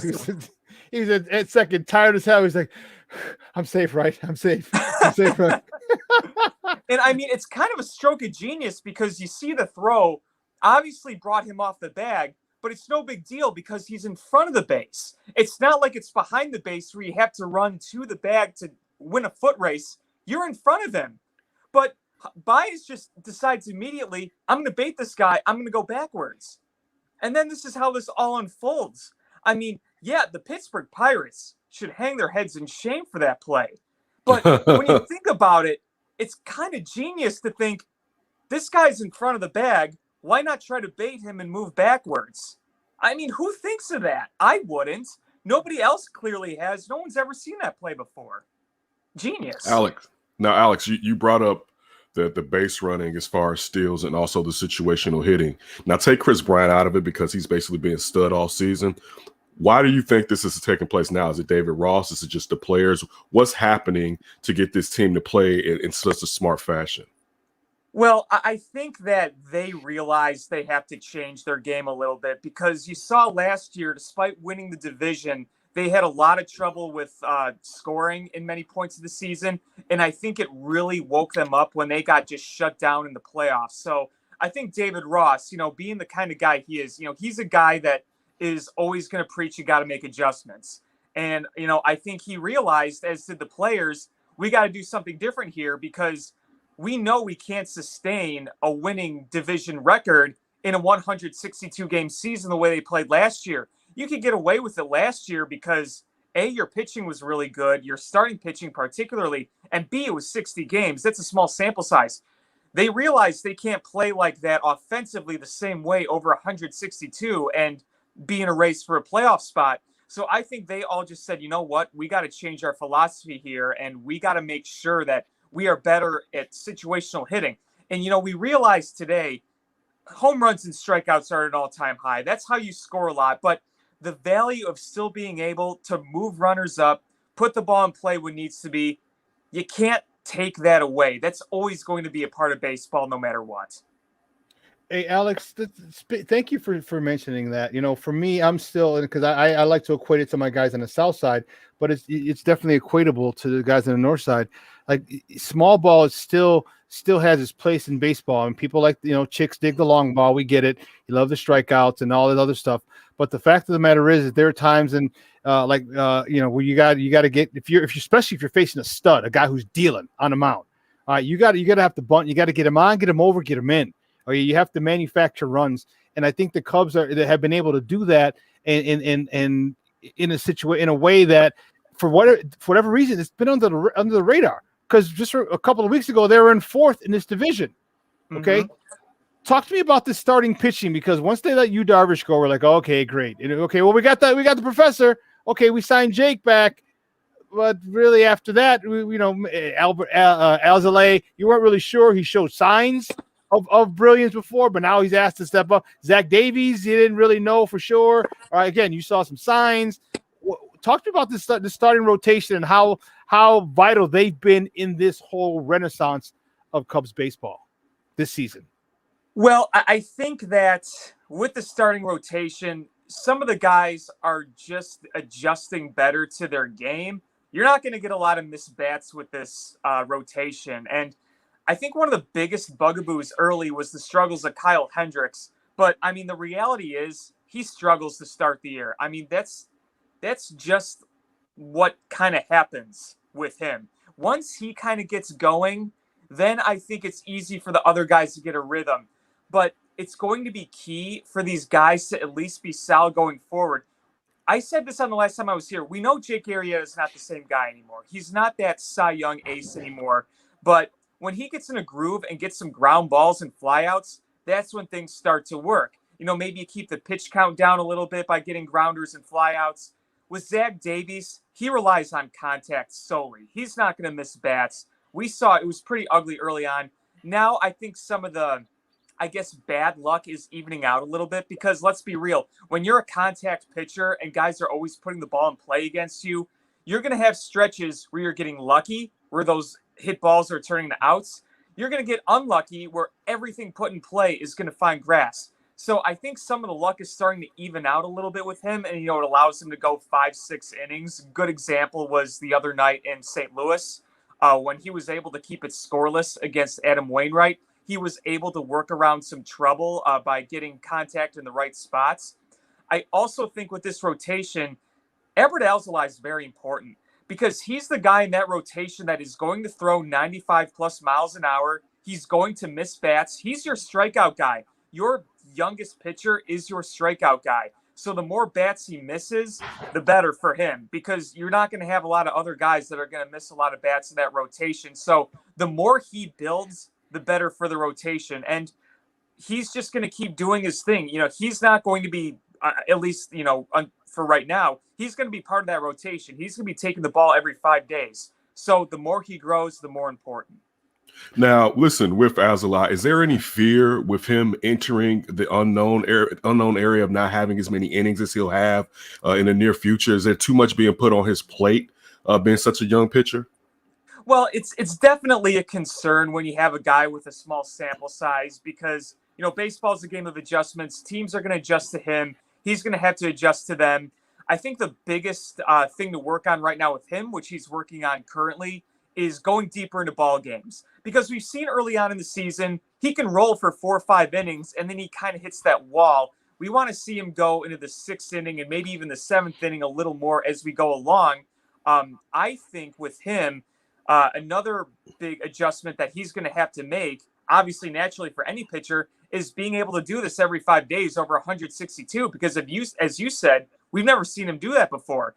Before this season, he was really just making a few spot starts and a few bullpen appearances throughout his career. So he is still pretty raw, and there is going to be some lull periods, I do feel. But, right now, I think the best thing for him is to just keep going every 5 days and keep building. As I said before the season started, it's kind of time to take the training wheels off for him and let him grow. Guys, we're joined by Alex Pat, Cubs writer for Cubby's Crib, talking a little Cubs baseball right here on Shawn and Maya in the morning on SportsZone Chicago. Looking ahead, the trade deadline is not close. It's not too far away. The Cubs are in first. That could change, but if they are in first, what do you see them doing? Buyers, sellers, holding pat? What do you see them? No pun intended. What do you see them doing as that deadline approaches? Because if you're still in first place, then you still got to go for it. If you're in second place, do you still got to go for it? If third and fourth, okay, I think we know that they might be sellers. Where do you think that line is where they might be, where with this side, if they're here, they're buyers, but if they're here, if they're on the other side, they're sellers? Where's that line? And this is the question that I think Jed Hoyer is racking his brain on every second of every day. I mean, it's my opinion that you have to go for it if you have a shot. If this is your last dance, so to speak, with this core, you got to go for it, right? When you still have Anthony Rizzo, Chris Bryant, Wilson Contreras, Javier Baez. I mean, look, I've been a proponent of big changes might be needed. But if there is a shot here to do something, I feel like you have to take that opportunity. It's going to be very tempting because Chris Bryant's value is as high as arguably 2016 when he was MVP. You could be very tempted with a nice big trade package for you.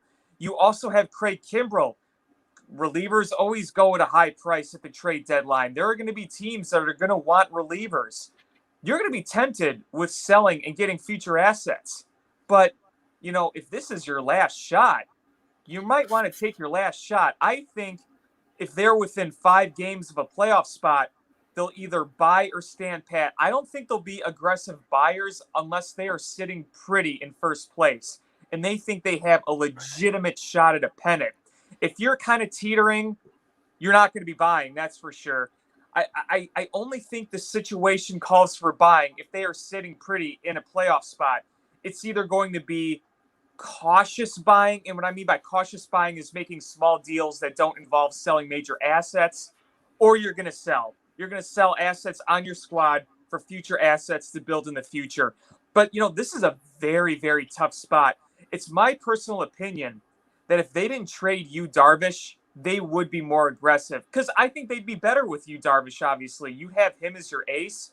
You'd probably be a few games up in first, at least, theoretically. And you'd say, you know what, this rotation is good enough for a playoff run if you have an ace like Darvish, followed by experienced playoff guys like Hendricks and Jake Arrieta. Not having Yu Darvish, I just think that makes things a lot more difficult, because my biggest fear going forward with this team is the rotation just isn't playoff caliber as it sits. Maybe you go out and you get someone, but as right now, outside Kyle Hendricks, it's pretty shaky. You know, like I said, Jake Arrieta, the resume is there, obviously. He pitched very well in the World Series in 2016, so he wasn't just a regular season pitcher. But, you know, where he is now, as I said, he's not the same guy. And, you know, beyond that, is Zach Davies a guy you trust in the playoffs? I'm not so sure. Is Albert Alzolay doesn't have the experience yet. And, you know, I don't think Trevor Williams is really a playoff caliber pitcher. So that's really going to be the defining factor right there. It's going to be very tight. It's going to be a tough decision. And like I said, I think Jed Hoyer is kind of, it's like a balancing act right here. One angel here, one angel here. They're both saying two things: trade, buy, trade, buy. So it's going to be interesting to see what happens over the next 2 months. Alex, let me ask you this, because I found that pretty interesting what you just said, the position that Jed is in. But when you already traded so you already kind of, in a way, gave into this season necessarily not being a contender, and you just mentioned how shaky the rotation is. Don't you have to move these guys just to get assets to kind of rebuild? As you said, you think major changes needs to take place on the north side and I understand when you look at a Chris Bryant, it's not like he has a year and a half. It's just this season. So it's not as much control. But one thing that you alluded to is the fact that he's playing at an MVP level. So perhaps for a team that's in a championship run, they may pay a higher value to get him, one, to keep him from another team that's in contention, but just to have him on their roster and or to perhaps have a chance to sign him as he acclimates himself to that situation. Can you, even with the Cubs playing as well as they're playing, but with the shaky rotation, let Chris Bryant go and not sell off Kimbrel for when he's the value for him is so high as a closer right now at the back end of someone's rotation? Yeah, it's a great point, and I think a lot of it is going to depend on the market as well. I think that's another big factor. If there are contending teams out there that are specifically looking for a Chris Bryant type player, then that temptation gets a lot higher. Now, I think that Chris Bryant would be valuable no matter what, because he doesn't just play third base. He's playing a lot of outfield right now. He's also playing first base while Anthony Rizzo's hurt. I mean, Chris Bryant in center field, that's become a regular thing now, which is crazy to think about, but we're seeing it. So the market for Chris Bryant could be much, much larger, because not only is he playing everywhere, but he's playing like 2016 MVP Chris Bryant. So there is definitely going to be a reason to argue that they should sell him no matter what. And if teams are going to be really paying heavy price, then I think the Cubs absolutely, they have to listen no matter what. They absolutely have to listen. It's what's going to be interesting is, let's say we get to the All-Star break and they are right on that teetering point. I think they're going to be evaluating the market like crazy with all the contending teams. And when you think about it, there's only a handful of true contending teams in baseball. There's a lot of teams that are kind of taking a step back this year because of financial reasons. So, these few teams could be competing for each other on some of the best trade assets available. That could help value as well. So right now, the way I see it is everything's got to be on the table. And that doesn't necessarily mean you're going to do one thing or another. But when you have everything on the table, it allows you to weigh all your options. And that's going to be the scenario from now until the end of the season. What about Kimbrel? They talk to me about this and how, and I'm asking you to talk about mine and Ken's boys over here, but and this is what I've heard just floating around, you know how rumors get, they're just out there. Would it be a good trade for the Cubs to send Kimbrel to the South Side, put him in, and he'll be basically our bridge guy, our setup guy. So it's a lockdown eighth. We have a closer. It's a lockdown ninth. So we get to the eighth inning, we have, you're done. There's no ifs, ands, or but, in theory, you're done after 7 innings, because we'll have a closer in the eighth and a closer in the ninth. But you would also get, we have a very deep, not as deep as it was before, but we still have a lot of talent in the minors. Mm-hmm. Yeah, I mean, it really makes sense for any contending team to go after a guy like Kimbrel. I mean, because you're not seeing Kimbrel achieve with flukiness. The stuff is back. He's throwing in the high 90s again. You are seeing that tailing movement on the fastball. You watch his breaking stuff. It's filth. I mean, it is coming straight at you, and at the very last minute, it just dips like crazy. So the stuff ain't fluky. The stuff is legit again. So I definitely think that he, outside of Chris Bryant, is their most valuable trade asset right now, just because, closers and relievers, as you guys know, they're more important than ever. It is more important than ever to have as deep of a bullpen as possible. So you can never have enough elite relievers, whether you're the White Sox, the Yankees, any contending team going forward. Stock up on those great relievers, because you never know when a reliever can get hurt. And then it's like, all right, next man up. Let's say Liam Hendriks starts struggling and he gets hurt. Oh, we got Craig Kimbrell, like the most experienced closer out there. You plug him right in, no problem. So, I think it absolutely makes sense for a team like the White Sox to try to be in on a guy like that. You can never have enough 95-plus mile-an-hour arms in that bullpen, especially ones that throw with such just great movement. And you take away his 2 years with the Cubs, his first 2 years with the Cubs where he struggled, which I think was due to just weird circumstances and injury. The guy's an all-time great. I mean, you look at the numbers. He came to the Cubs with a sub-2 ERA over how many years of pitching? Guy's nasty. So teams are going to be hammering for him come trade deadline, as long as he's still doing his thing and is healthy. Alex, listen, I got two scenarios for you, right? So I want you to be Jed. All right. You're Jed. The Cubs are in first place. What do you do? You're Jed. The Cubs aren't in first place. What do you do? Well, we're not in first place. I think I'm starting to sell off assets, and I think I'm starting to gauge who we can extend and who we could sell off. I don't think Chris Bryant's going to take that extension. Scott Boras is going to get him his money. I think that's a pretty well accepted scenario by most people. Now, Rizzo, you tried negotiating in the offseason. That didn't work.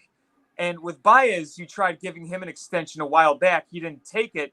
So I think you say, okay, Chris Bryant, let's try to get some value for him. Craig Kimbrell, let's try to get some value for him.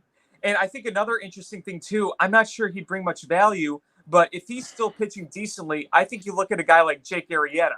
A guy might be, a team might be looking for a back-end rotation guy who's got experience. You could look at Jake Arrieta there. I don't think you're trading Kyle Hendricks, because just to go on Kyle Hendricks for a minute with trade value, the guy's one of the most underrated pitchers in baseball. You guys know that. He's been very, very good, very, very efficient. But does he have the same value as a guy that throws hard? I'm going to say no, because with Kyle Hendricks, as good and efficient as he is, he's got to be pinpoint perfect because he doesn't throw very hard. And I think there might be a risk in the minds of other GMs and front office executives saying, look, if we want to trade, for a guy, we want to give up good value. We'd rather go for a guy that can maybe strike out a few guys and, maybe miss a few bats. With Kyle Hendricks, you might be able to trade him, sure. I just don't think he's going to get back the same ace value, even if the numbers are very, very good. But he is controlled. He signed an extension, and he's not making a crap ton of money. So there is value in being cost controlled there. So maybe you entertain something like that. So, yeah, they're not in first place. I think you're looking to sell off what you can. If they are in first place, I think they say, we got to get another starting pitcher in this rotation. If you think you're going to have a legit shot, we need to bring in another starter. And there's going to be non-contending teams out there that will have starting pitching available that might not necessarily cost you an arm or a leg. Like, let's say Mike Fultonevich is a guy, just throwing out an example. A guy like him, you go out and you bring in a guy like him. That's an experienced guy with a pretty good resume. If you guys remember a few years ago, they went out and got Cole Hamels. They added him to his rotation, and he turned out to be really good for the Cubs. Yeah. So you can make a deal kind of similar like a Cole Hamels scenario. So I think that's the first place they would go. If they're at the trade deadline, they're in first. I think they need to add a starting pitcher. Guys, we're joined by Alex Pat for another moment or so. Talking Cubs baseball right here on Shawn and Maya in the morning in SportsZone Chicago. What if Javi gets hot? What if Javi gets hot and now you have Chris Bryant and Javi playing at their levels? We know what we've seen Chris Bryant. Chris Bryant's already an MVP, so we know what he can carry a team for 2.5, 3 weeks if he wants. We've also seen Javi Baez, come finish as a runner-up in the MVP, and not that he lost it, but Christian Yelich took it. Christian Yelich came in and took it. Just took it from him. Yeah, he ran him down. He just ran him down. Yeah, it wasn't anything Javi did. It was or didn't do. It was whatever Christian Yelich did. But where do you see the scenario if Javi is hot? Now you have Chris Bryant, who has a lot of trade value. You have Kimbrel, who has a lot of trade value, and now you have Javi, who's hot again. What do you do in that scenario? Because now do you if you're a game or two out of first at the All-Star or right after the All-Star break, and you got these guys, do you trade them, or do you say, hey, let's ride these guys because these guys can carry us. Each can carry us for 2 weeks. Yeah, and I've said in years past, it's probably more realistic that Javi would be the guy to be extended over a guy like Chris Bryant. So if he gets hot, you're kind of looking at the balancing act again because, we've seen when Javi goes in slumps and he swings and misses a lot. And you're like, well, maybe the value isn't quite as there. But if he's really red hot at the trade deadline, you could almost say to yourself, his value is as high as it's going to get. Then maybe we could trade, something as good as it could get. Or you're tempted to say, let's extend this guy because he's clearly still got something left in the tank. It's a really tough call. I think if you're in first place, you're tempted to keep him and try to keep him around the north side beyond just that year because we've seen what Baez can do in the playoffs. We remember 2016 when he was co-NLCS MVP. We remember when he won the NLDS that year for the Cubs. And we remember the home run he hit in Game 7 of the World Series that year. We know in crunch time, he can get it done, whether it's with the bat, with the glove, or on the bases. So if you got a shot at winning here, it's really hard to want to get rid of that, but it is also tempting to try to get value for that. But I think that the value potentially getting a trade with him versus the value of him being on your team, I think it's almost more valuable having him on your team. But again, we'll see what the trade market is like because, let's say a shortstop or two gets hurt or someone is really struggling and a contending team says, hey, we need a shortstop, then that price might just go up. The thing with the Cubs is it's going to be so interesting to see where the market for a lot of these players is going to be because that could really kind of make or break what happens here. Alex, let me ask you this. This is my last one. Is this going to be like after this season? All right, so let's just take out this season. With what Jed's playing, and this is your opinion, is this going to be a to the studs rip down, or do you think this is going to be maybe half and half and trying to reload with some of these players? Or are you in a situation where you don't have enough talent or not enough control over players to deal them and get back studs that you can do a quick reload with? I almost see it as a mass renovation where you are rebuilding a lot, but there's still some elements of the current core that could still remain. Like, for example, let's say they trade Chris Bryant and maybe another core player, either Wilson Contreras or Rizzo or whatever. There's going to be one or two of those core players that are still going to remain that you're still going to want to build around. And I think that right now with the Cubs farm system, it's not great, but you have been growing this farm system the past few years now. We got prospects like Brennan Davis in the system. They just signed this stud, this international stud prospect. So you're going to be moving him up in the system. And, you're going to want some veteran guys from the current core, in my opinion, to kind of help with this transition. I think you're going to hang on to Ian Happ. I think he's going to be sticking around. I still think Rizzo is staying. I don't think he's going anywhere. So you can still kind of rebuild around him. So, yeah, I would say there's going to be elements of this core still here, but you're going to make a lot of changes around this core. You're going to bring up more of these prospects. You're going to try to develop better. You're going to try to maybe acquire more assets via trade. And, we go back to the Yu Darvish trade. They got those 3 young prospects that we don't really know much about. Who knows? In 3 years, they could be studs. You never know. So I see this as not a complete rebuild potentially, but it's more than just a simple retool, because when I see a retool, I see you keep the main core intact, but you change what's around it. I think here is you're getting rid of some of that core and you're changing a lot around it, but you're still kind of keeping a similar philosophy in a core somewhat there in place while you rebuild everything else. So that's why I kind of call it a mass renovation, so to speak.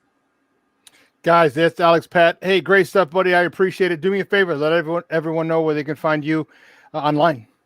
Yeah, so check out Cubby's Crib at cubbyscrib.com. I write there a lot. I've been doing a few more YouTube stuff, so check out Alex Pat at YouTube. I did a fun little reaction video to when the Bears drafted Justin Fields. I don't tweet much anymore, but I am somewhat on Twitter, ShyFanPat2. I mainly just post my work there from Cubby's Crib. Be sure to check that out. Also, check out Swirsky Sports. That's the podcast I co-host. Every week, we talk Bears, Cubs, Bulls, White Sox, Blackhawks. Hey, great stuff, buddy. We appreciate it. We'll be in touch soon. All right, boys. Thanks for having me on. Wonderful talking to you guys. Likewise, Alex. All right, now, guys, that was Alex Pat from Cubs Crib talking Cubs baseball. Yeah, they got a lot of decisions to go to, and it all depends on where they're at, as the deadline approaches. You're in first, you buy. You're in second or third, yeah, maybe you start selling, and then the Cub fans get a little feisty and a little pissy. You should get pissy, but you know what it is, though. We've all been there. Listen, first of all, let me say this, Ivan. If you don't get a freeze frame of him with that swatter, I don't know how. Like, he just pulled that out like we can't see it, and he's like this at the end of the interview. But yeah, I know I will be. I'll be upset because these players that you gained an affinity towards and that have brought home a championship. You don't like to see them go, but we all know what happens, though. You know what I'm saying? From teams to championship teams that we grew up around or whatever. But then, I think reason and logic has to factor in. And you have to say, so-and-so's leaving. Now, is there enough value? The thing is, Chris Bryant is this. If Chris Bryant had another year, then I probably deal him. You know what I'm saying? Because I want to get as much as possible. And Chris Bryant with a year and a half of control can probably maybe bring me back someone's second or third top prospect. Maybe I could trick somebody and get a first. With him just having a half of a season, I don't know. I can't really honestly say you have to deal him, depending on what the deal is, because you almost could let him walk if you're not getting back. I won't say a blue chipper, but something of great value, and just try to run it out and see what you can do. But let's be realistic. When you look at the Padres and you look at the Dodgers, you know what I'm saying? Do you think the Cubs can beat those teams, especially with the starting rotation? Because if you don't, then don't play yourself and move Chris Bryant. Very interesting. Listen, let's take a quick break. On the other side of the break, we have more sports conversation. Kenneth Davis and the Superback. Definitely, we got to talk about the spitting and popcorns and what kind of nonsense. Disrespect. Stop. What? Leave the young Richard. Don't pull young Richard. Don't do that. Don't do that. What? Don't do that. What? Yeah, I went on that rant about that kid the other day. So don't do that again. That young Richard. Sorry. Anyway, we'll be back on the other side. More sports conversation. Keep it locked right here. Shawn and Maya in the morning on SportsZone Chicago. AutomotiveMap.com presents the Sports Flash on the SportsZone Chicago. Line drive out in the left center, base hit. There's a gapper that's going to score. Madrigal. Moncada will hold at third. The action on the White Sox radio network. 5-1 the win over the Orioles on Thursday. Dylan Cease with 10 strikeouts. Yerman Mercedes homered and drove in 3 runs. Cease improved to 3-1. He tossed a career-high 111 pitches and allowed just 1 earned run over 6 innings. Following a 19-minute rain delay, he got off to a bit of a rough start, allowing a single and hitting a batter before retiring his next 8 and 15 of the next 18. The Cubs beat the Pirates 5-3, thanks in part to a play that you have to see to appreciate. Javier Baez hit a routine grounder, but forced a rundown up the first base line. That allowed Wilson Contreras to score from second base. Download the free Score app. Lightning fast updates so you never miss a thing. It's why the Score app is one of North America's most popular sports apps. I'm Chuck Sanders. That's the Sports Flash on the SportsZone Chicago. Designer face masks, DIY haircuts. In a world full of things you never thought possible, here's one more. Now you can get the same high-quality insurance from Allstate, but at a new low rate. Drivers who switched and saved average $718. With Allstate, you can lower your rates, not your expectations. Visit allstate.com or call an agent for a quote today. Reported average annual savings when switching auto by new customers surveyed who saved with Allstate in 2019. In most states, prices vary based on how you buy. Not available in every state. Subject to terms, conditions, and availability. Allstate Fire and Casualty Insurance Company and affiliates, Northbrook, Illinois. Does learning a language feel like this? No habla español? Hablo. It's hablo? Yes. It's hablo. When you learn a language, you want to actually use it. Babbel is designed with that goal in mind. Since my husband is from Guatemala, I'll apply what I've learned in Babbel to our real-life situations. The app is so easy to use and it's so practical. It helps you learn things that you will actually need. Babbel, language for life. Celebrating 10 million subscriptions sold. Now try Babbel for free at Babbel.com. That's Babbel.com. Babbel.com.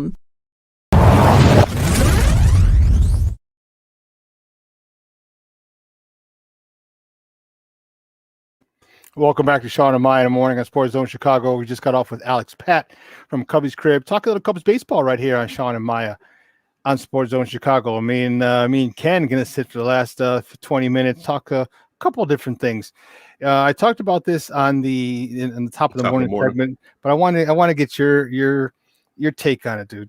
So we let fans back in, and we got assholes spitting and throwing popcorn at not ours, but just basketball players in general. What the hell's going on, dude? Why do people feel? What do you think? Why do you think people feel they have the right to do that? You don't have to like a guy. You can say he sucks. You can say your hair sucks. You can say you're bald and your mama's a hoe and all this stuff. Maybe sometimes people get said about their Watch the mama. Watch the mama. But when you start talking about wife and kids, like if you say your mom was a hoe, like okay, great, you understand.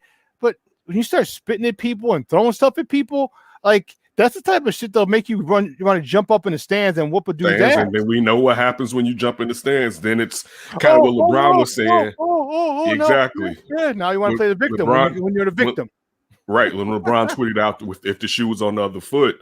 I'll say this. I'll be irate over any situation.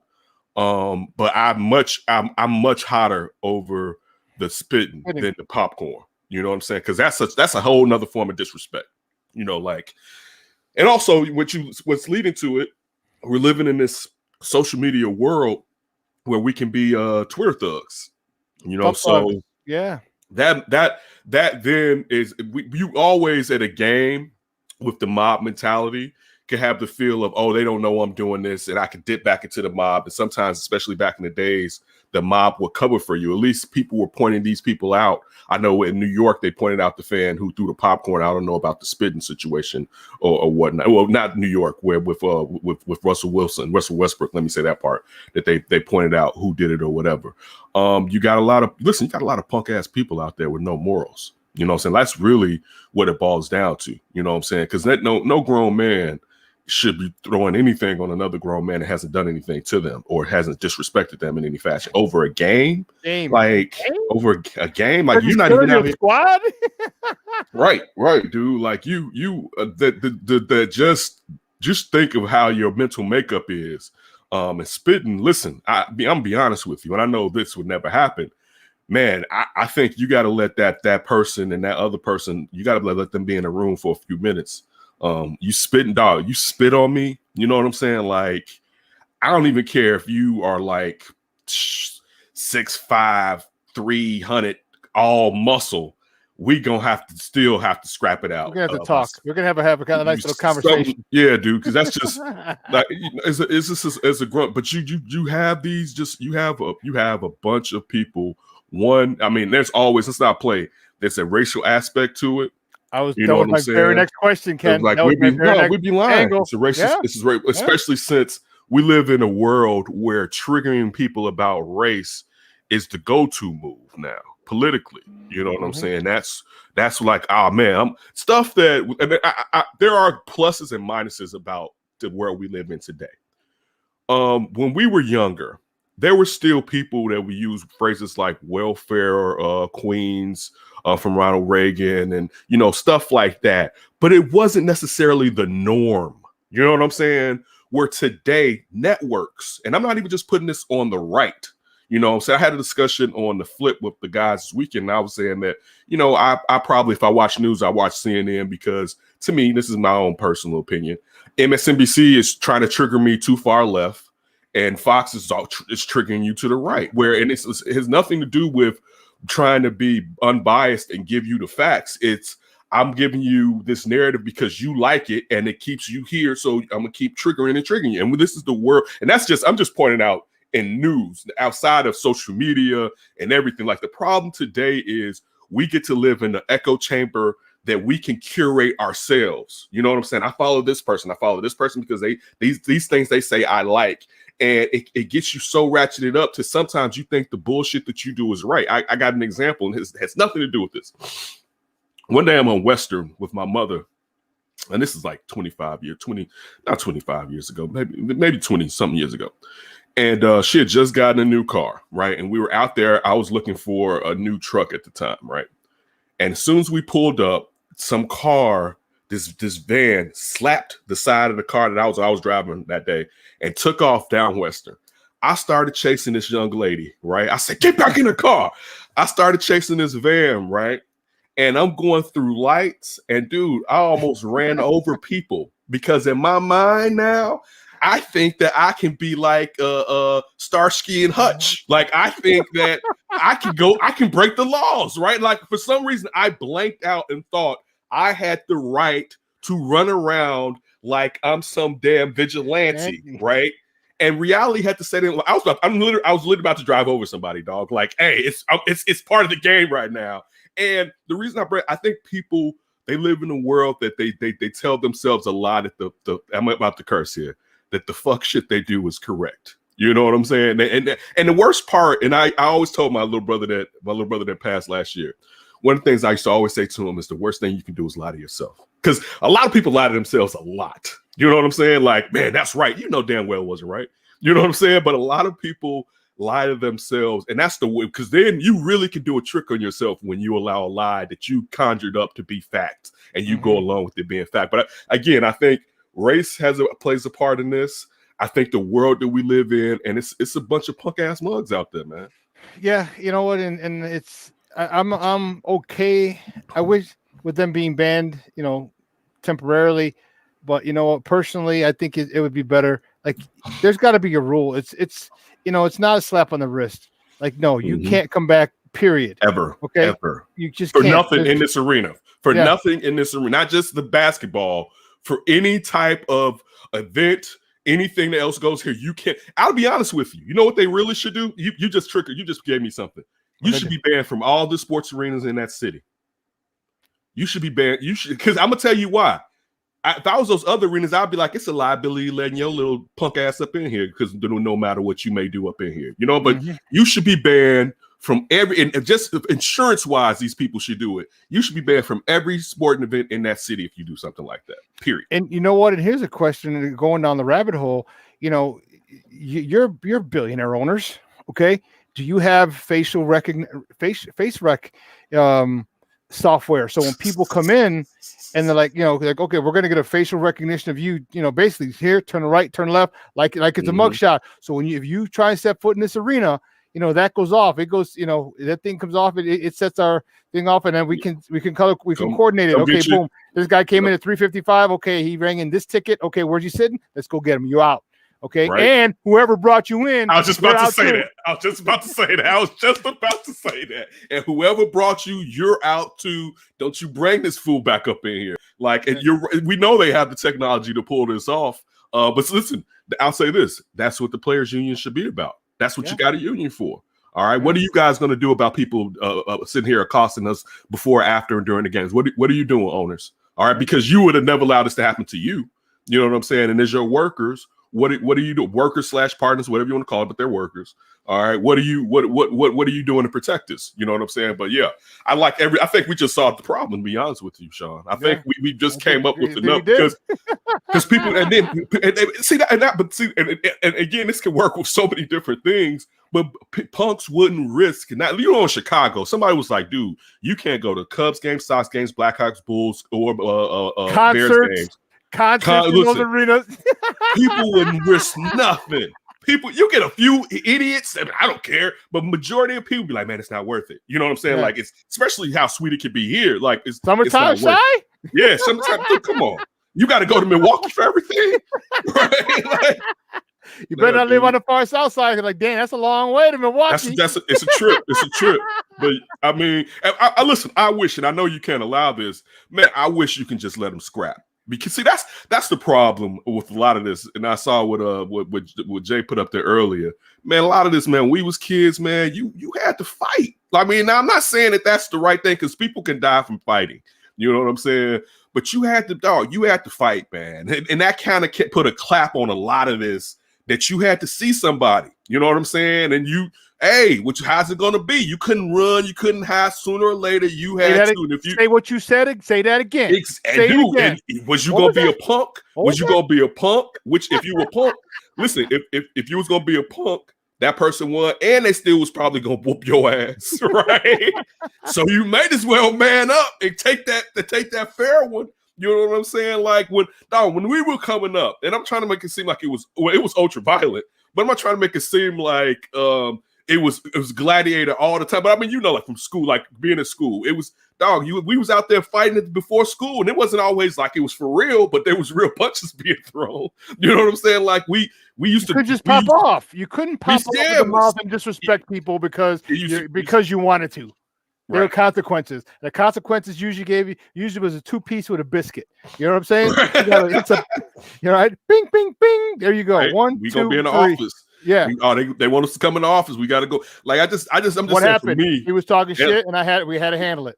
And you tell the principal that too. Right. Sorry. Right. He did this. And listen, I really didn't lose fights like that. But I'll say this: I was nervous. This is, you know what? You know what I'm saying? I'm not saying like I was going into I went into some fights with question marks, right? Like, but you went, right? You went, right? Yeah. And I'm here, I'm here. Most of my friends, nobody died from it. And again, you can seriously get hurt in a fight. You know what I'm saying? Let me point that out. But a lot of this punk shit, man, you couldn't get away with, man, because we didn't have the internet. You know what I'm saying? That's how old we are. We didn't have it. So you could, when you heard the rumor that somebody said that, you started then scheduling when the next time y'all was going to see each other. Oh, they usually go to the rink, or they go to the corner store around this time. And then y'all going to come together and meet, and then we going to have to settle this one way. And I'm going to find out what you said. Right. Did you say that? Here's what I heard. It came out your mouth. Right. So you couldn't dip, you couldn't hide, but we live in a world built off of hiding now. We live in I could create this phony avatar, right? I could come out here and say stuff that I would never say to your face. Like never in the day would I have the audacity to say the things that I'm typing right now. Right. Like just never. And I mean, me personally, I was I forgot who I was talking to. I was talking to my aunt this past weekend, and I was telling her about social media and how I used to hate dudes. Like, I know you know this. Italian Shawn knows this. Like, you'll be on the phone, right? And it'll be on the phone with like some girls. It'll be like a group of girls. It's just you on the phone with them talking or whatever, right? And then like some dude to come over their house, or dudes to come over the crib, and you like whatever. Now, none of these are your girlfriends or whatever. You know what I'm saying? Whatever. They're just your friends or whatever. And all of a sudden, because the dude that always got to get hard when they're around women. That was the impetus of what these people are now. That was the beginning. The dude that changed his character around women. Like he's more boisterous. He's loud. He's thuggish, right? And the dude get on the phone and say some shit, and you like, dude, if I was over there, I know you wouldn't be talking crazy. And now and now you so pissed because you can't get over there, right? Yeah. It's like you so mad. And like that to me is what these Twitter fingers are. They're the dude that talks crazy over old girl's crib.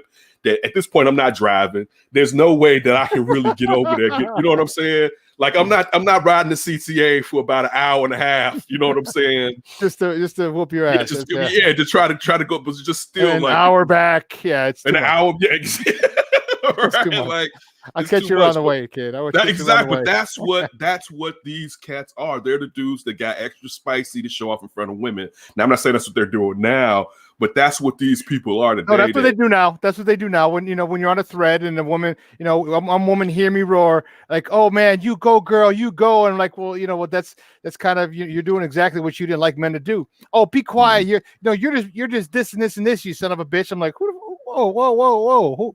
I ain't talking to you. This is a response to her question. You know what I'm saying? Like, don't jump in here. Right. You know, right. nosy people get it too. Don't. Get off that. I don't know if you knew that. Nosy people get it too. No, I'm sure I'll see you at some Latin event at one particular point. I'll remember you, fool. I want to see you say something then, because I won't even respect you enough to punch you. I'll just slap you in front of people and dare you. Like, I'm not gonna treat you like a man and punch you. I'm slapping you. Say something now. Something now. As Charlie Murphy said, when you slap somebody back in the day, somebody had to go. Yeah. All right, somebody had to go. It was a duel after that, right? Somebody, dude. I don't know if y'all got the disrespect he just put down on somebody. If you're at an event and a man as big as Shawn, open hands, all you hear going throughout the event is the sound of a palm hitting somebody's face. Like, whoa, damn, right? And you should see this dude holding his face, right? Oh, listen, I would pay to see that. I would like to be in the corner when you think that was like, he told you. Like, he told you. Not, oh, my goodness. I love that was a good one, Shawn. Anyway, let's talk about the good guys, baby. The good guys. Look at them. The good guys. I'm liking this, man. You know, I know we missed out on unbelievable that we couldn't sweep them. No, you know, it's not. Sometimes it's not about getting an argument, but just sometimes you get guys who jump to their aid because you disagree with a woman. Oh, well, no, well, that's, you know, you're not a real man because, like, no, and you're a Sally trying to get some ass. Like, come on, we know what you're doing. Okay, right. We know what you're doing. She's not giving it to you, so chill out, bro. Chill. Yeah, that bitch been so thirsty. Yeah, that's some third shit. That's honestly, it's a little creepy too. It's a little right. It's a little right. like, you go, queen. Go, queen. You could do whatever you want, queen. Like, those queens can't do whatever they want. You stop that. They can't do whatever they want. You know, oh, it's crazy. But listen, I do. Wait, I support. I'm a proponent. I support women, and you know, I'll give them like the arm emoji when they do something strong. But I don't think I ever put "you go, queen" like how you said. Maybe it's the voice that you use. Like, you go, queen. You go, queen. It doesn't come out of my head like that. Like, you go, queen. Can I get your number? Like, come on. Get this guy out of here. Get this guy. Right. I'm true with this guy. We talked about it at the beginning of this week that you got to take 2 out of 3. Yeah. You know, and that's what. Hey, I mean, this isn't a sucker team. No, you know what I'm saying? And you look at what Dylan Cease did, and just how he straightened up. You know, just helping to solidify this fantastic rotation. Carlos Rodon is just being a stud. Dude, again, now everything we need is just for Tony to lay low for a minute and let the summertime vibes just click in. You know what I'm saying? Let the vibes roll, because they're proving it. Now, I'll say this. And they will get to a point where they go through a losing streak. It's baseball. You know what I'm saying? Hopefully it's just not long. You know, hopefully it's maybe 2 series. Maybe they in 2 series they give up. They give up 4 games, and it's just baseball. It's just the odds. It's going to happen. Yeah. And then that's when Uncle Tony needs to jump out and be like, okay, let me give you the old school fashion. You know what I'm saying? But right now, man, let the vibes play out, because for a team that was decimated by injuries, it's ridiculous where the White Sox are at right now. Let's not get it twisted. Adam Engel just hit his first home run, or hit a home run in his first game a couple of days ago in Charlotte. So he's about a week plus away. You know how we feel about Adam Engel. Yeah, I was thinking about you and him. Would you just think about him running in and saving that no?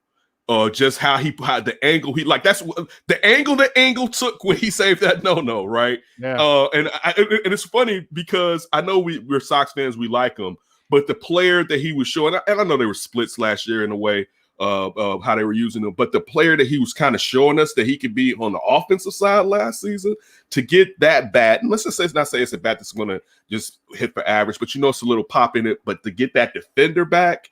Man, it's crazy that I'm pleasantly waiting for Adam Engel to return. And I've been like that this whole season. I've been like that this entire season. Hey, you know what? Yeah, like trying to get Tony to relax. I think somebody needs to get him to unbutton the top. So I'm gonna get him a gold chain, I'm buying that top. Gotta get that chain. Gotta get that chain. Get him a Shirley Temple so Hey, he thinks he's borrow drinking. one of the players. They got plenty of change. Get him a kitty cocktail so he thinks he's drinking. He's chilling a Gatorade or something like that. Let him drink. Give him an umbrella. Give him a little glass. I was gonna say, give him a Long Island.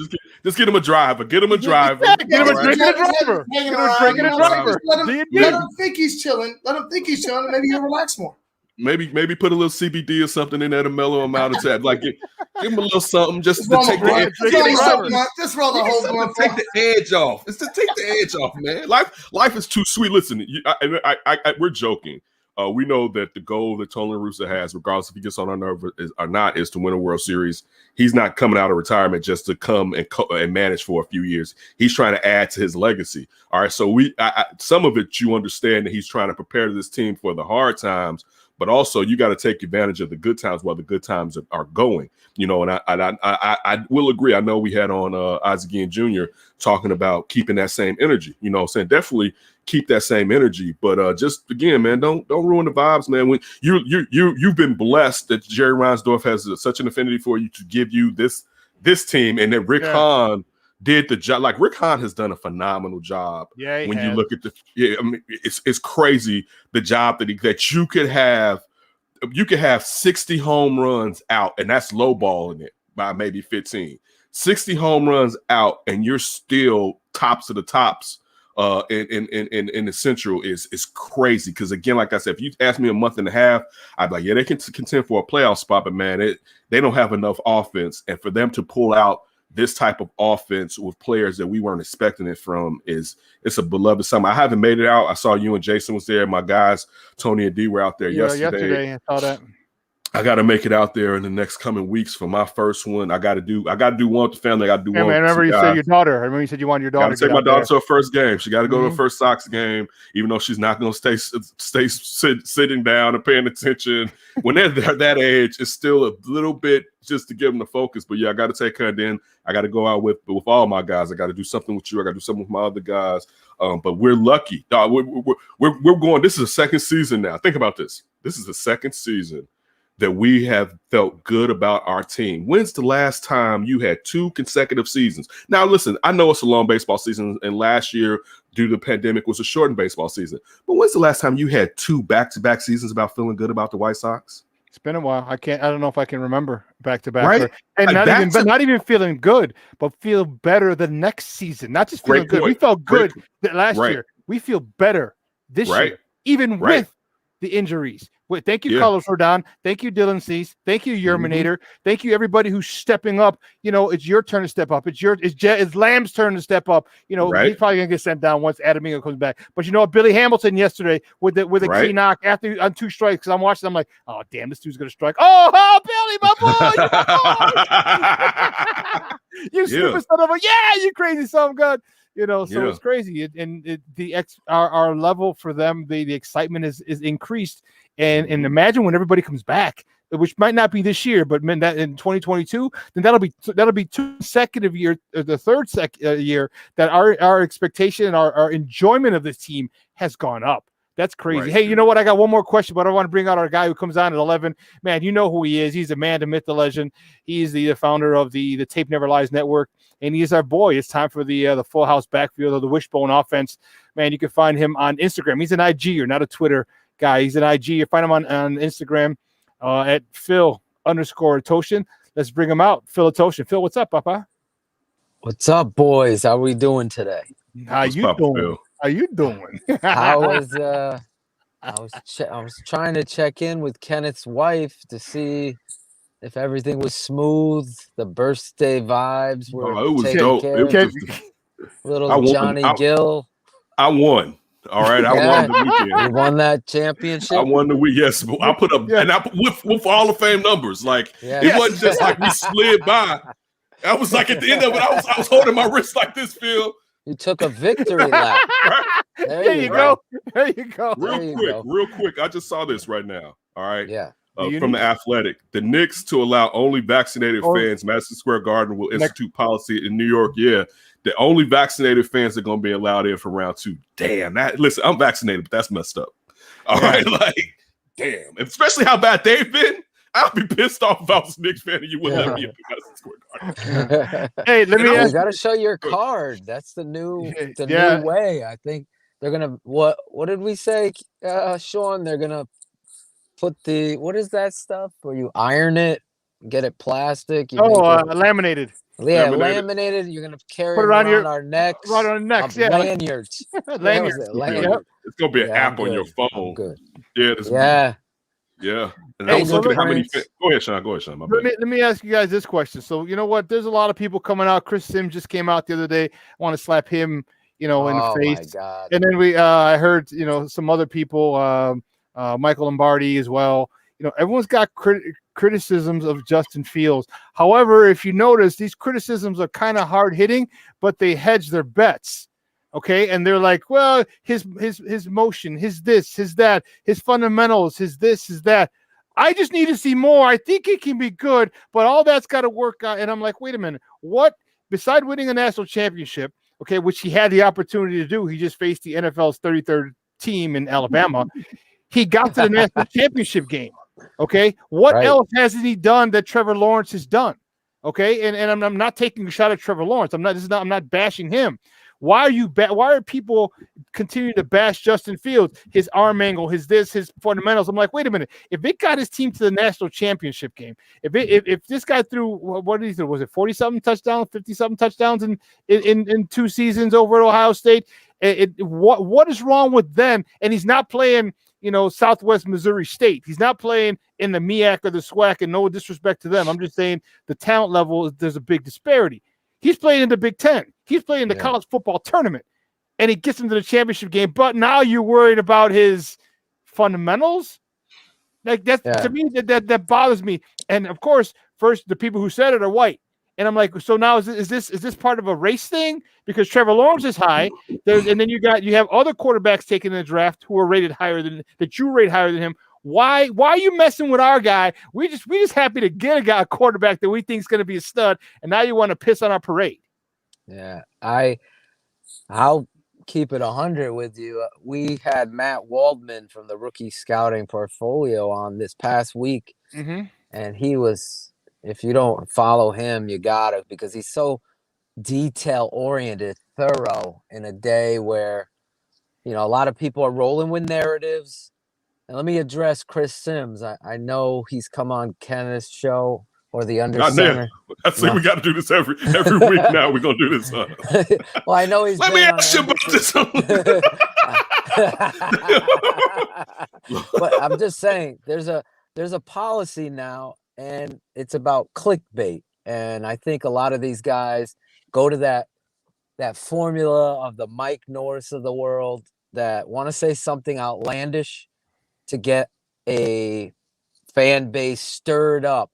You see guys like Matt Miller do that on the draft end. It's like there's no line of integrity because these companies and corporations and large media types go out of their way to create narratives to get fans clicking and talking. They've done their job. And to say that that's not going on, especially when you watch the tape, listen, if you know what you're looking at, to put Kellen Mond over Justin Fields in a ranking is like putting Charles Leno over a Joe Thomas at left tackle. It's that absurd. Yeah, it's just that absurd. And don't give me the shit that that's where I have him. I could be wrong. You have your back door out. I was wrong. What could I do? And there's no penalty, but you did what you needed to do to get everybody fired up. And that's not what we do at our network. It's not. And I would love to get Chris on because I'll hold his feet to the fire because I don't know what tape you're watching when it comes to Justin Fields. Again, I've had to deal with the reality of standing up with racial profiling and bias at the quarterback position. As a white dude standing up that it's real, it exists.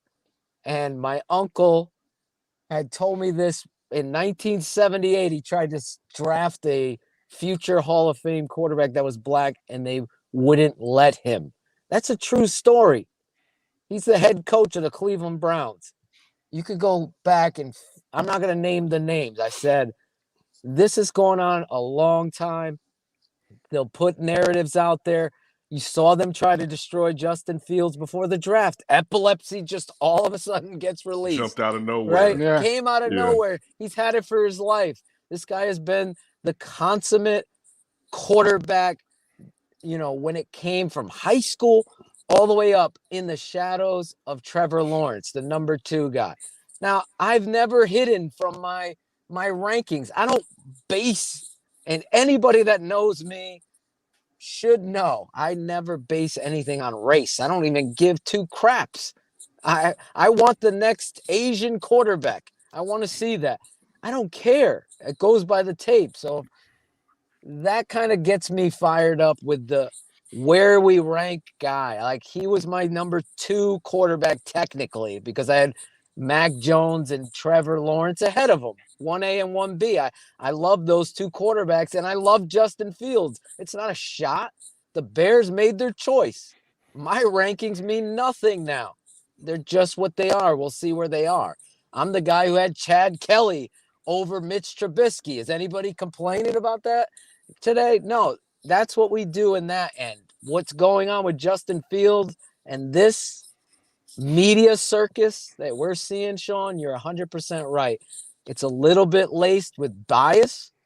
It's a little bit recognizing that the Chicago Bears might have got a really good guy who's awesome, who on every level meets that criteria of franchise quarterback. Now we need to get these fans stirred up. Now we're going to go out and show our rankings. You had, what's his name? I competed against this guy. I coached against Orlovsky here in Connecticut. And oh, by the way, we beat him, Dan. I'm still waiting for you to come on the show. And Dan's talking about worrying about pre-reads and decisions. And I watched that tape. I will be the first one to keep it 100. I had questions about his mechanics. That's it. Nothing ever about him reading. The first guy's open. You don't take. You don't need to go 2 or 3. Yeah, you don't need to go 2-3. The guy is a freaking tremendous athlete. You could see where baseball has helped, and I say that helped his quarterback career because he's able to do things quickly, releasing the football at different angles all the time. And I'll tell you this true story. I think I said it last week. I'm on the show with my father, and I'm talking about his mechanics, and my father puts me in my place and says, Phil, you don't change nothing about this kid. He's already done it his whole life. It gets there fast. The release is accurate and fast. You don't worry about it. And you know what? I said to him, you know what, Dad? You're 100% right.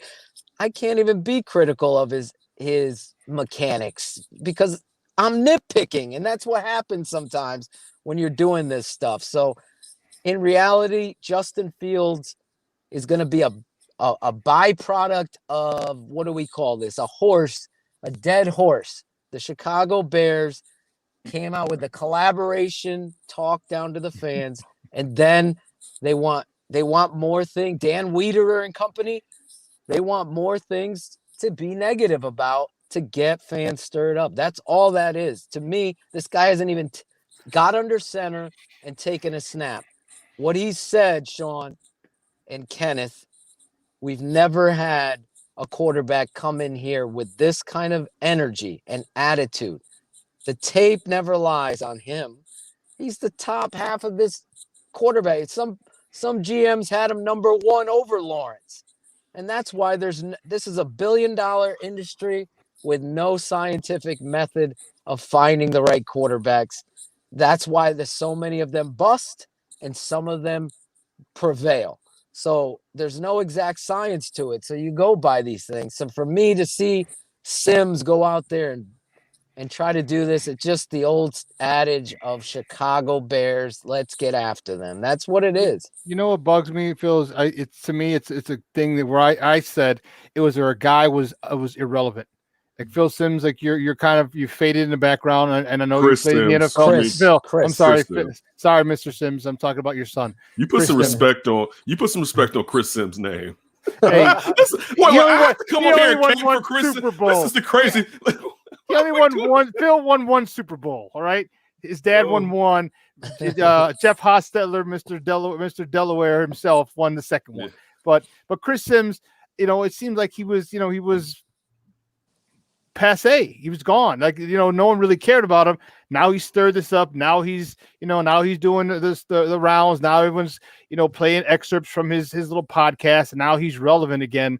I think that's pretty much all it was. And it bothered me when people go, and he says, well, that Northwestern game and this and this. I'm like, show me a quarterback who hasn't had a bad game, who hasn't met a good defensive coordinator. Show me a quarterback who hasn't had, 12 for 27 and, one touchdown, 3 picks. Yeah, come on, man. We've seen it. It happens at every level. And you know what? The fact that he got his team to the highest, the biggest game that you can get your team to in college, and he beat Lawrence head up. He beat him. Yes, head to head. Straight up, head to head. Injury. We all saw the story. Then all of a sudden it changed. Yeah. And then the epilepsy thing before the draft. Listen, the New York Jets are going to rue the day that they passed on Justin Fields. There's so many things that happened in order for Fields to get to Chicago. Now we got to bury this guy. Talk about a perfect storm. It's like 2016 in the Cubs. Like so many perfect. Oh my God. Everything fell in line, and when it did, man, I'm telling you, we were happy. Listen, this guy was in the draft, my number 9 ranked overall player. That in a draft of 320 players that get selected, that just goes to show you. I have nothing but respect for this kid. Where he's going to be is his story to write. But right now, to watch Chris Sims put out there Kellen Mond tape, okay, and then watch Justin Fields tape, and to say, okay, I'm putting this guy over both of them, is just clickbait. That is just because there's just no way. I mean, my analogy of Leno and Joe Thomas is the perfect one, because that's how far away these two are. So again, somebody likes somebody, that's their cup of tea, but to project that out there. And we had this doctor, Dr. Scott Goldman, on this past week, and he was the one with the athletic intelligent quotient test. And he wouldn't give away Justin's score or whatever, but we know he's the highest that has ever done it. And this test is one that is so interesting. If you haven't watched this interview, both of these guys, Matt Waldman speaking on Justin Fields and Dr. Goldman speaking on this test that Justin Fields completely aced. He's out of 6,500 professional athletes, Justin Fields scored the highest ever. That out of all of them. So now, what is that test? That's what I wanted to know. I did no research, Ken. I just was like, tell me about this test. And to hear this is a test without bias is what he goes in. This has nothing to do with race and how much geography. This is about your parents own a boat. Exactly. Just all the different. So you're pointing out all the schooner, ACT, and now these other tests. Yeah, all that stuff. Exactly. None of that. It's just about your athletic prowess and where you're able to react, understand, and adapt in space. And it's so interesting. I mean, you got to watch the interview because it was just tremendous. We're going to have him back. You guys should have him on this show to talk to him about it because he's such a good dude, but he really showed that in regards to, bias before, where it matters most on the field, decisions, timely decisions, all of that stuff in this test. Here's Justin Fields acing it. Hey, Phil, listen, we got to go real quick. We got to take a quick break. Hey, yes. Ken, thank you, Papa. Any Ronalicious stuff this weekend, bro?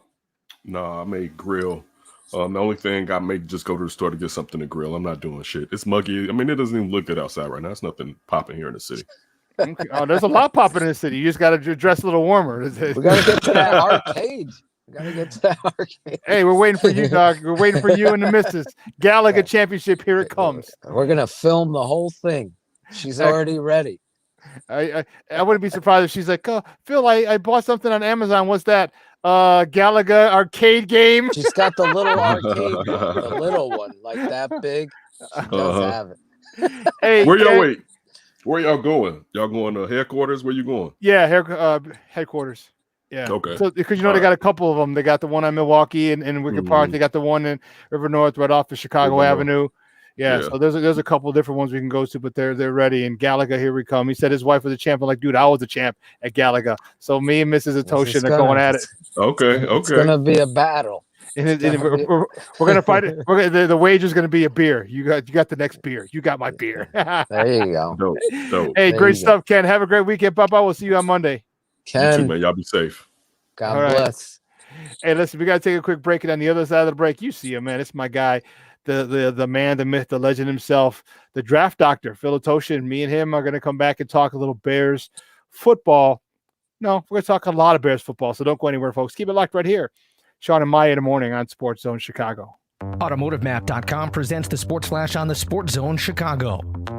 Line drive out in the left center, base hit. There's a gapper that's going to score. Madrigal. Moncada will hold at third. The action on the White Sox radio network. 5-1 the win over the Orioles on Thursday.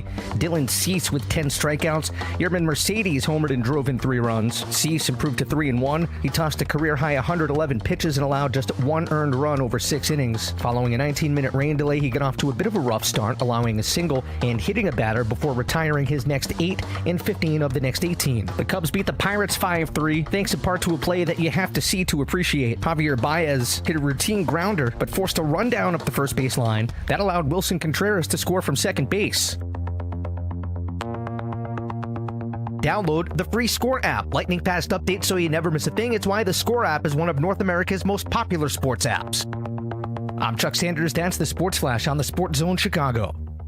Designer face masks, DIY haircuts. In a world full of things you never thought possible, here's one more. Now you can get the same high-quality insurance from Allstate, but at a new low rate. Drivers who switched and saved average $718. With Allstate, you can lower your rates, not your expectations.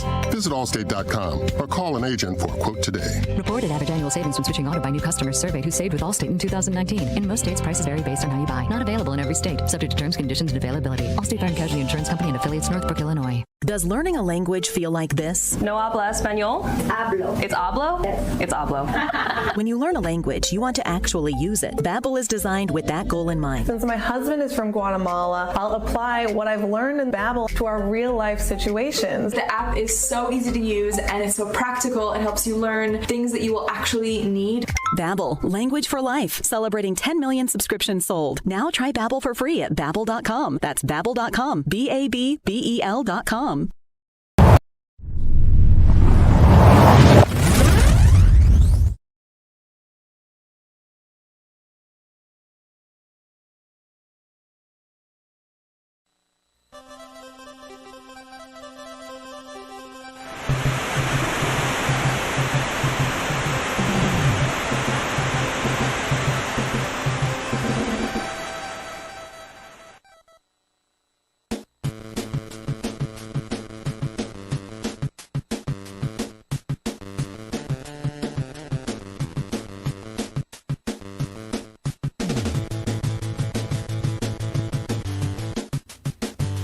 Shit goes downhill. You would think guys would fucking pick up their game. And they're not going to have a $39 million cap hit for a guy who's not there.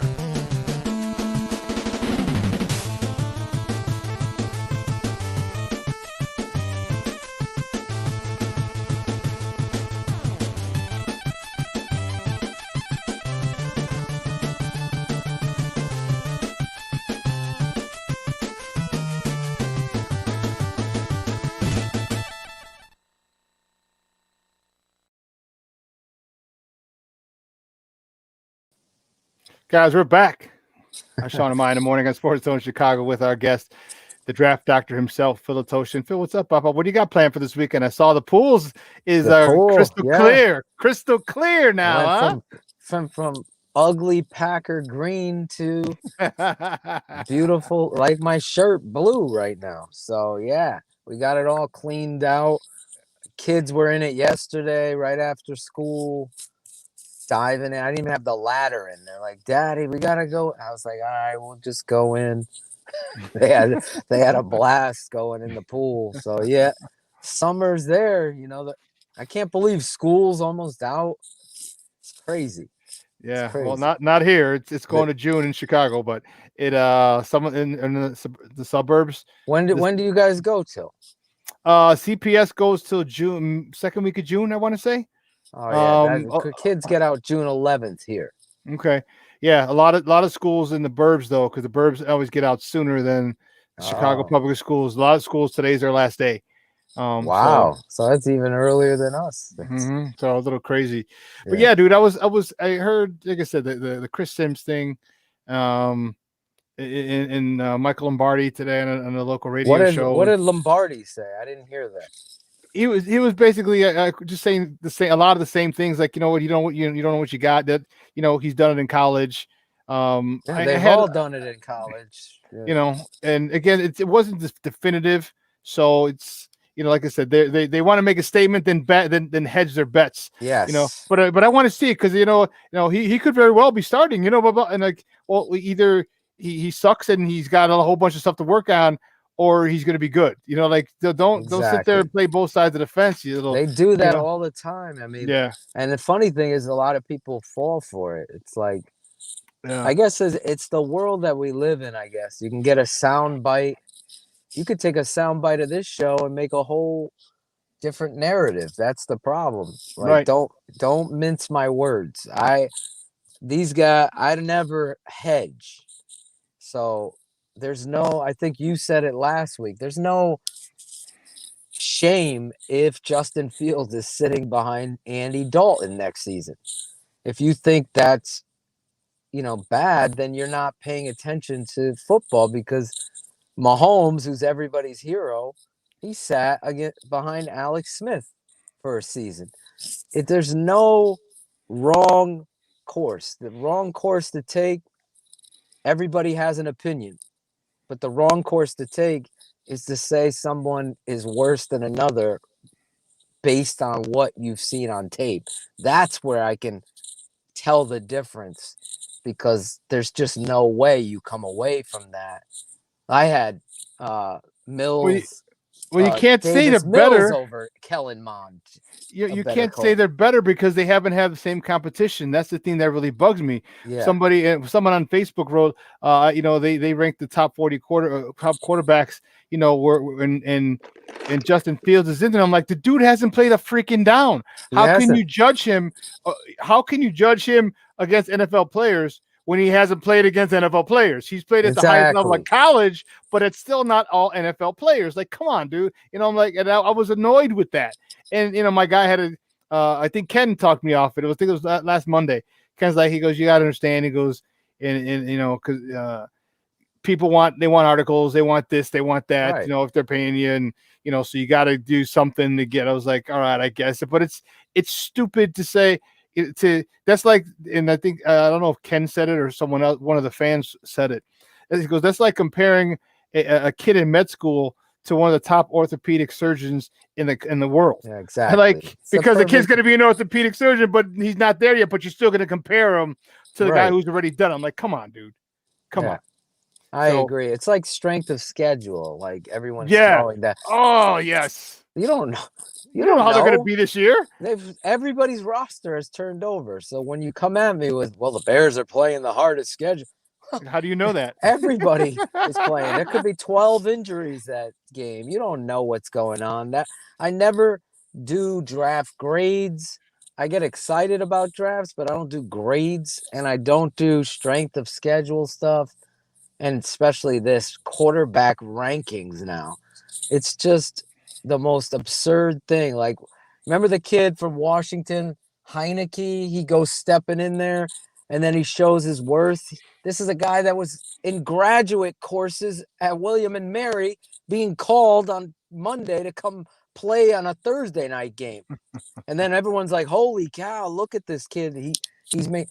That's how stories are written, with opportunities to play, not, oh, Justin Fields, this one, Trevor Lawrence. Trevor Lawrence could be the worst quarterback in the league next year. Possible.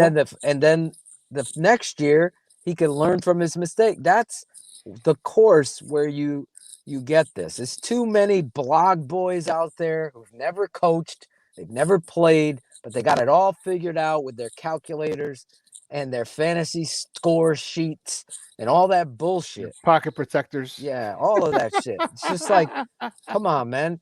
I saw what I saw on tape. That's why I rank the guys where they are. Now, the story begins with the next chapter. You're in the league, the National Football League, where they pay for play. That's where you find out who the men and the boys are. Justin Fields has said all the right things. Justin Fields is going into this this camp all prepared for the competition, as he said it. I haven't seen that since Jim McMahon. So that's where the story begins for everybody. Everybody else, preseason games, all of that. We saw it with Mitch. You knew after one preseason half that Mitch Trubisky was a better quarterback than Mike Glennon and gave your football team a better chance to win. The players will know. Every one of us will know who the best quarterback is for the Chicago Bears. But defining Justin Fields in the top 40 quarterbacks is just clickbait. It's just bullshit. And it's really just something to get fans stirred up. And then for this dude, who Lombardi is a consummate stirrer of the pot. This is a guy, look at his drafts remember he took that corner, what was his name? Busted out of the league in the first, traded up for this guy. And Kyle Fuller was the much better corner. He passed on Aaron Donald, for God's sake. So don't get me started on Mike Lombardi, because those guys are a dime a dozen. But the Chicago Bears are cooking with gas, because you got an upgrade, in my opinion, to Mitch Trubisky in Andy Dalton. And you got an upgrade that the best quarterback I've ever seen the Bears draft, talent-wise. And that's where you are right now. And all we could do is wait for camp. You know what? It's great. An OTA start on Tuesday, for a quick second. But, OTA start, they were supposed to start this week, but, due to a lot of the players threatening not to show up, they canceled OTAs this past week. So they start Tuesday, June 1st. So I think it's going to be pretty cool. And the one thing, and people won't get this, people should get it, because if you ever, and I, our guy Zach Pearson, we had him on last week, and we were talking to him, and he was at the rookie minicamp, and I said, did this guy have that aura? Like when he was on the field, did you just like have to watch him or notice he was there? He's like, dude, he's got it. Yeah, exactly. He's got it. I'm like, that's my boy, Zach. Yeah, I know. And and some people are like, well, what do you mean? I'm like, it's the same thing as imagine if The Rock walked into a room. Okay, Dwayne Johnson, you're like, whoa, he has that it factor.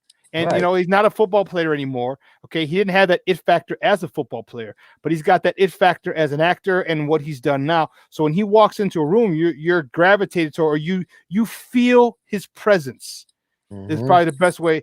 And and that's why I asked him about that with Justin Fields. Did you feel his presence out there during rookie minicamp? He says, yes. He said, and I'm like, that's all I wanted to know.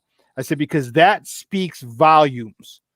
Okay. Because that tells me that he feels, or he knows, or he truly feels that he belongs here, right, in the NFL. Right. That confidence, because it's a confidence that you have when you walk into a room. Yes, that's the difference.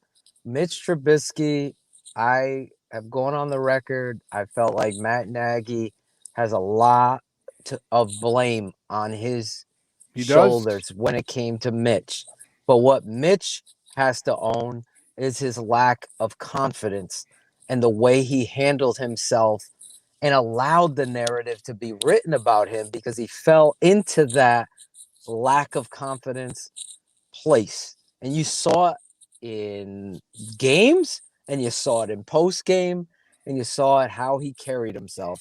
And unfortunately, that story is what it is. You know, everybody's going to have their opinions on Mitch and what have you, and that's fine. I know what I know about Mitch. There's no questioning. The kid had some real talented traits that you could work with, but he just didn't have it between the ears. And mentally, he doesn't carry himself like you're talking about with Justin Fields. It only takes me maybe a minute of the press conference to see that this kid is all about the competition. He stated it himself. Yep. We had David Kaplan on, and he was talking about that he was around Michael Jordan. And it's something you can't put in a scouting tray or any kind of thing that you're having. You just recognize it, that he has the utmost confidence in self. And where that helps you is where, as a teacher, if you're able to teach your philosophy or go beyond what it is maybe someone else can handle if they do lack the mental fortitude, then you're able to get outside the game. And what does Justin do really well? He's really great from the pocket, throws a great deep ball, and he's athletic as shit. So he can get out of the pocket, challenge defenses, and if he's a confident person, then decisions on the run become very, very easy for him. And you see in this day and age in the NFL, and I'm stealing from Matt Waldman here, Justin Fields was the perfect pick for Matt Nagy's offense. That's his fit is perfect. So maybe you have other guys ranked a certain way on, the tape.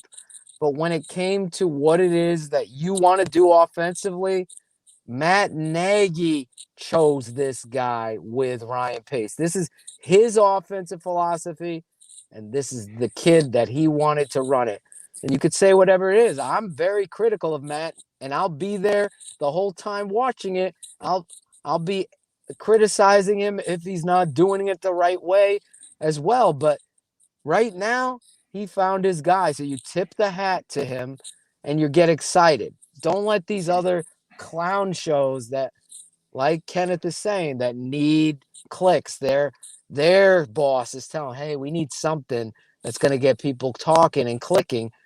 Don't fall victim to that. That's all I could say. I'm sorry. Another thing too is people just go, redacting what they said about we're being too harsh on Matt. We were too harsh on Matt Nagy, and I'm like, wait a minute, don't flip the script now and pretend like there wasn't any deficiencies with Matt Nagy. Like just hold true to that, but understand that now he has his guy. Now he can move forward. Now we can see the real exactly. Matt Nagy. Exactly. Here's one of the things that's gonna really bother me. Okay, and I've heard this a lot, and I've heard Matt Nagy to this, and when he does do this, his ass to the fire, and and talk about is now you morph your system around Justin Fields' skill set, and which you should have done with your previous quarterback. Okay, right. Because your system is not one size fit all.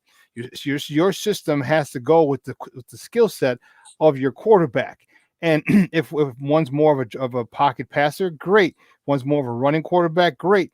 Your system should be able to function with different types of quarterbacks. It can't have that one specific, because if you don't have that one specific type of quarterback, then your system is null and void, and you're not a good offensive coordinator. So, so the fact of the matter is that he refused to morph it around the skill set of the previous quarterback, but now he's definitely going to do it for this quarterback.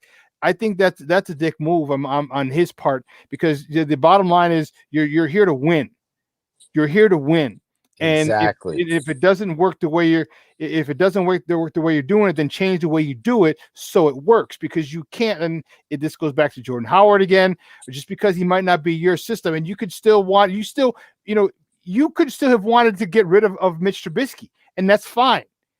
But don't put him and make him look like the ass and incompetent when your coaching was what was needed for him to excel. And again, Exactly. I'm not absolving Mitch of handling his own issues, because you need to handle your business as well. But the coach is you need to put the old saying, put your players in a position to be successful.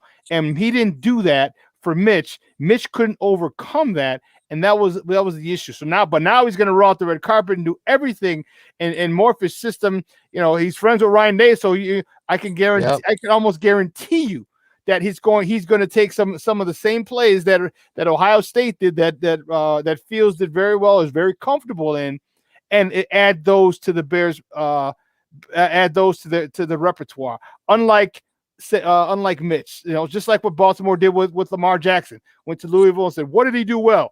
This, all right, we're going to borrow these plays, create a package for him," and he was only the MVP. So it's bothersome, and you see this goes to the pettiness of Nagy, because you're not willing to do that for Mitch, but you're willing to do it for Justin. When you, as a head coach, you should be willing to do that for whoever your starting quarterback is. And if you want to still get rid of Mitch at that particular point, no problem. Go get your guy. But your job as a coach is to win. And you got bailed out by the owners who really don't need to grow a pair and say, "Hey, you didn't do what you said you were going to do and needed to be fired." Did you hear? Oh, I'm sorry. Did you hear? There's rumors, unconfirmed rumors, but there's rumors that the Hallises, the McCaskies are even thinking about selling now. Did you hear that? Yes, I did. And I've heard this before, that this has come out. I heard it last season that, the family is all pulling in a tug of war for the money, that they want to get out. Obviously, their mom is entitled to carry this torch because obviously traditionally it's been in the family since its inception in 1920. So here they are now. And usually I was reading a great article, I forget the author, talking about 4 generations of football. On that 5th generation, they start selling off. And here we are in that 5th generation. They usually sell it in the 4th, rather. Here we are in the 5th with this, family holding on to this. And really, the struggle with Arlington Heights, with the field, you're hearing that. You saw a little bit leaked out about the teams, New England and Chicago talking about stadium, and then Garofalo comes back and says, no, they're talking about upgrades at Soldier Field. And I'm like, yeah, right. They're talking about putting that stadium over there. That would be the only selling point, with these big time billionaires wanting to take over, because the family can't afford to continue it once mama's gone. That's the reality. So George might live a non-cushy life as an owner, driving his Toyota Camry in to Hallis and parking down at the end. But at some point, the money's going to say everything. And how many kids, how many family members have their hands in a pot trying to get their piece is going to affect a business of any size, not just the Chicago Bears. So I think there's a lot of validity to this. And I think, unfortunately, it's a waiting game to see mom's health, really, because I don't think she's going to be the one to say it's time to sell. I think when she has passed on, that's what's transpiring, and that this might be just a notice of everybody knowing her health might be a concern, because we never see her. Let's just be honest. It's almost like Ryan Pace. We never see him until, okay, the league has said the GM's got to talk. We had a nice, me and Claudio the barber had a nice dinner with the Bears barber, Lawrence Funk. And we were talking. I said, listen, if you can say one thing to Ryan, be more accessible to the fans. Now's the time to open up. You're not giving away trade secrets now. The draft's over. So be accessible. Answer questions. Be a man of the people, because the fans really want to know who you are. No one knows who you are except talking. And you don't think fans want to know how this happened? Exactly. You want to endear yourself to the fans. Exactly. Take a victory lap. If you came out, whoa, ow, damn, dude, you knocked me on my head. No, I like that. Take the victory lap and say, hey, listen, you know what? We didn't really think we were going to get him. Obviously there was hope. You know what? But then this happened, and when this, whoa, we like, man, it's getting real. Like, talk to us about it. You know how much more personable you'd feel? Because how many of us have had the situation where we didn't think we were getting a job, or we didn't think that girl was going to call back, or we didn't think something was going to go our way, and then this happened, exactly, which allowed that end result to happen. We've all been in that situation, and now when we're talking about our Bears, like, dude, talk to us, relive that again for us, because we're happy. We want to see you happy, and sometimes, and truth be told, tell me that story for the 15th God blessed time. I don't care, because I love what we have. Exactly. Do you know the problem with the Bears? First of all, their media department stinks. Jen, whatever, Shalaki.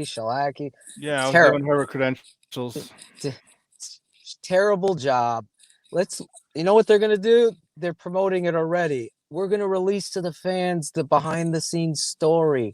Okay, that's great. It doesn't take away from the GM going out there and telling the story himself. They could still see the video version, but the reality is you're so uppity towards the fans, it becomes just like you told me, Mark telling you, training camp is going to be at Hallis Hall. That's it. Now the fans get further and further away. That's the NBA. You want to become the NBA and just not mix with the fans. The NHL, all these professional leagues, obviously with COVID, that was different. We get it. But now with things getting back to normal, you want to be able to have outreach beyond your, working in the ghetto, and you're working here, and your food drive and the coat drive. You want to be with the fans, the ones that support you no matter what. And you can at least do these interviews, go on some podcasts, open up, stop being these uppity ups that we know, those types, because they're in the media, they're everywhere. And really just take the victory lap. This is the plan. And if it doesn't work out, you're getting fired. Yeah, Shawn and Phil are going to be critical of you. They have been. It doesn't take away the fact that we were right. We were critical. Now you got it right. So go out there, answer the questions, tell the stories, be a part of your fan base, and really stop showing that you're that corporate. We are only going to cater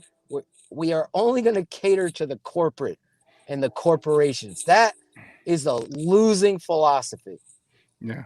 It'll put money in their pockets, but it's going to separate you in the divide that it creates between you and the fan base. It grows every day. Shawn, exactly. They did that 100-year anniversary, and I heard a lot of good things and some negative things. Well, the negative things were the lines that people had to have one every year. A fan, the convention. Cubs have a convention. Have one every year. Open these places. You're cutting. That's a crazy idea. You're cutting fans out of training camp in Bourbonnais. We'll open it up every year. Have a convention. Here's our drafted rookies in June. Come out and meet Tevin Jenkins and Justin Fields. You think fans aren't going to get behind you? Give a little freaking back. Give a little bit back. You know what, Phil? The Bulls and the Bears are the only teams that don't have it. Now, of course, it's because of COVID, but it's called the Cubs Convention. It's called the Sox Fest. Okay, for the White Sox. Yep. The Chicago Blackhawks Convention, and because it was all John McDonough, because John McDonough started it with the Cubs. He started the Cub Convention, and then the Sox had the Sox Convention after that. Then he went over to the Blackhawks. He's like, get these people out, get these stars in front of the play, because in hockey, you're behind a glass, so it's not even like basketball where you literally can touch them and spit on them and throw popcorn on them, but you're behind a glass. Exactly. And so you know what? That came down, and we want that. We would what? Yes. You talk about you lost so much money during COVID. Okay, great. Here's another way. You can't. $10. Hey, charge a family $10 a head. No, they're doing more than that, dude. Well, I'm just saying to get into the. Just think about that though. How many kids can talk or shake Khalil Mack's hand? Get a picture with him. Oh my God. Get a picture with him. Come on. The reality of the Chicago Bears doing this stuff and you know what, Shawn? They'll meet with the freaking season ticket holders. They'll have a question and answer with Ted Phillips. Put the fans in there. Put the common fan, the guy that's driving the taxi. Guy who can't afford season tickets. He can't afford season tickets. Go in there, open this shit up. You got plenty of places. It's the second city, for God's sake. Go into the Blackhawks or the whatever, United Center over there, whatever it's called now. Open that up. Have some meet and greets. Have some conferences, have some chats, have some blackboard film discussions. Don't give me the 85 fucking Bears. Give me they're coming. Bears. You know what I'm saying? they're coming. It's so oh my God, so predictable and dumb. Like if you do that, we have a thing called McCormick. We have a McCormick Place is what it's called, where they have all the conventions and everything. That would be the most ideal spot. And you can have a huge area, and you can have just different stages. Like if you've ever been to, I'm sure you have, but like a music festival, just have different stages of people, separate rooms, separate the whole nine, the whole thing. Justin Fields is going to be talking at 1:00. The parents get their schedules. They're going. They actually are rubbing elbows. You do it for a weekend. It's called Bears Fest, and everybody's have it at the fucking park, where Love and Marriage Park. That's all I know. Oh, Graham Park. Go over there. Hey, you know what? I was gonna say, I don't know if Shawn, if you know, but they're not even. I don't think they're very involved in like youth football and like youth sports programs, especially football. Like they're not. I don't really see the Bears too much involved, especially in the city. Yeah, they need to, and they do. They do need to get involved in the city. They do need to get involved in youth football. Because there was an attack. Back 4 years ago when the other dude was elected, and there was an attack on football. There was and the soccer moms came in like, not my son, not my Charlie. He's not going to get hurt. Blah blah blah blah blah. They need to really step it up. And really get involved in the fans, because you're cultivating your future fans. Exactly. You're cultivating the next guy who's going to buy your season tickets. You're cultivating a possible franchise quarterback. Yes, in the city that he grew up in. This happens all the time. This is a situation where they've got to do a much better job. Because I would love it. This Bears convention would be awesome. And have it after OTAs, between OTAs and training camp. Have it the week before training camp, so guys can get in early. You can go and you can meet. You make it mandatory for your players and your rookie class. Everybody knows the direction you're going. We know the team now, so now Akeem Hicks comes out there and he's talking to a group of 5 to 7 year olds that love or are playing flag football like my boys. You think they're not going to freaking remember that for the rest of their lives? These are the ball drops that Ted Phillips and company, when you're just concerned about corporate, it's not going to work. And you can make money doing this. People are going to pay for this. Yeah, people are going to pay top dollar for Bears stuff. And you know what would be even more awesome, Phil? Have the first 5 rows nothing but fucking kids. All the adults, get your ass back from row 7 autograph seekers back. Yes. Yeah. Enough of the Anthony Davises that want to go ahead and be Packers fans and shit like that. They grew up in Chicago their whole fucking lives, but want to be Packers. I know people like that. I mean, they're friends, so I love them. But like shit, what are you thinking? Like, where's your loyalty lie? Yeah, I agree. He was like, to a winner is what he said. Bottom line, that's what he said. And that's a scathing indictment of us. That is. And you know how you win? The foundation of winning is through the fans and doing the right thing. Now, the Bears did a lot of the right things on the football side by getting the right personnel and making these changes on the offensive line where it all starts, and obviously getting their franchise quarterback of the future. But to now turncoat, go silent, is a fool's errand. The New England Patriots are the complete opposite here. They don't have Tom Brady anymore. Tom wins a freaking Super Bowl. They don't close shop. They open it up. They film practice and stream it to the world. They're not afraid of any advantages given because they understand their fans want to see a glimpse that some fans are in Brazil or they're in the Netherlands or they're in Ireland or Scotland, and they don't get a shot at seeing this team. So give them the opportunity by having technology like what we're doing here, a StreamYard or whatever, streaming your practice with shoulder pads and helmets, for God's sake. You're not giving away anything to Licky. To go in there and shut Greg Braggs down from shooting a guy making a diving catch that may not make the football team, to me, is absolute corporate, bullshit. What is that? Ego and bullshit. Yeah. It's just so dumb. It's like, take every picture you want, shoot everything you want, share it wherever. No one's getting advantages because you know what? Every coach in the NFL has the all 22 of every game that you're doing. You're not surprising anybody. The whole goal is to surprise them on Sundays. Let them see one thing, do another thing, but open it up to the fans. That really gets my goat because I'm around New England fans. They get everything. I'm watching practice today at my job. It's up on the screen. I'm streaming it up. You're watching practice. We can't even freaking have a kid take a picture. Excuse me, sir. Put your phone down. We're too good here. 2 more questions, Shawn. 2 more. That's it. That's what they do here in Chicago. Come on. Be better. Hire better people. Make better videos. I don't even know what the hell. Let me say my last rant.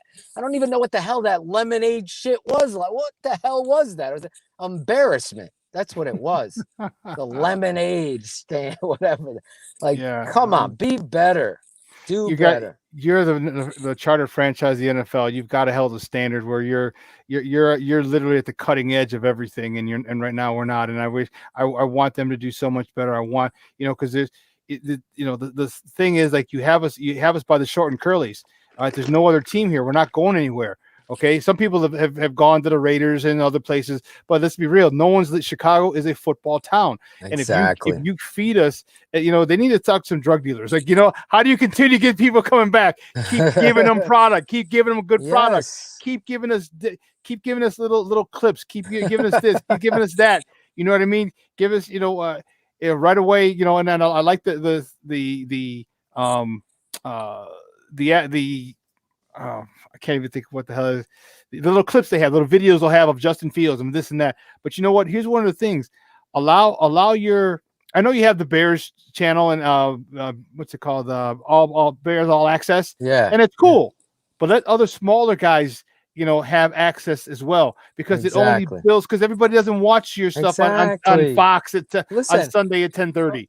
That freaking show, right? You get because we're in Connecticut, All Access Bears is blacked out here in Connecticut when you have the Sunday ticket or the sports package.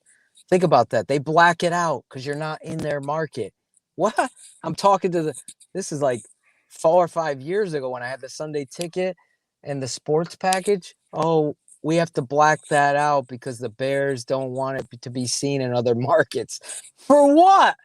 For what reason? I'm paying money for a sports package, but they're blacking it out over. That's how. So my money's not good here. This is. Exactly. Like, there's no advantage. I'm watching my money's fucking not good here. Anthony Adams play basketball with fucking Charles Leno. Well, who the Yeah, fuck I'm sick of that shit too. I'm sick of that. Oh, it's so bad. It's so embarrassing. Like, get a coach's show, not Coffee with Coach. Get some X's and O's up there. Don't limit Tom Thayer to one play.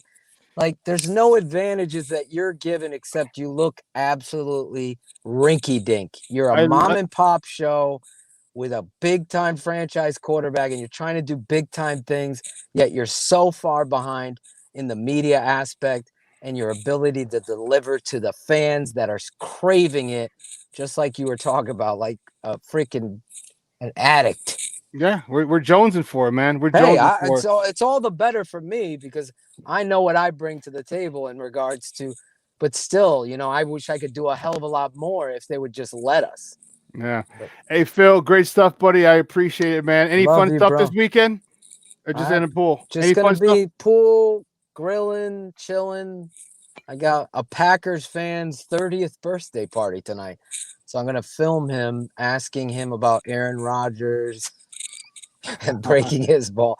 So my niece's boyfriend's a Packer fan. So I'm going to that tonight, 30th party, and I'm going to be breaking his chops. But everybody and I want to thank all the men of service who's ever given service. Just appreciate you. This weekend, me and my dad will be doing X's with the O's and Draft Mob with Berlissimo, who's in the chat, and Shane Marceau on Sunday. Snowden and Graham, 2 new Bears rookies. We'll be breaking them down on Draft Mob. Me and my dad are deciding who we're going to break down tomorrow, if we're going to break anybody down. Just some family stuff coming up, but we'll see. But definitely Draft Mob on Sundays.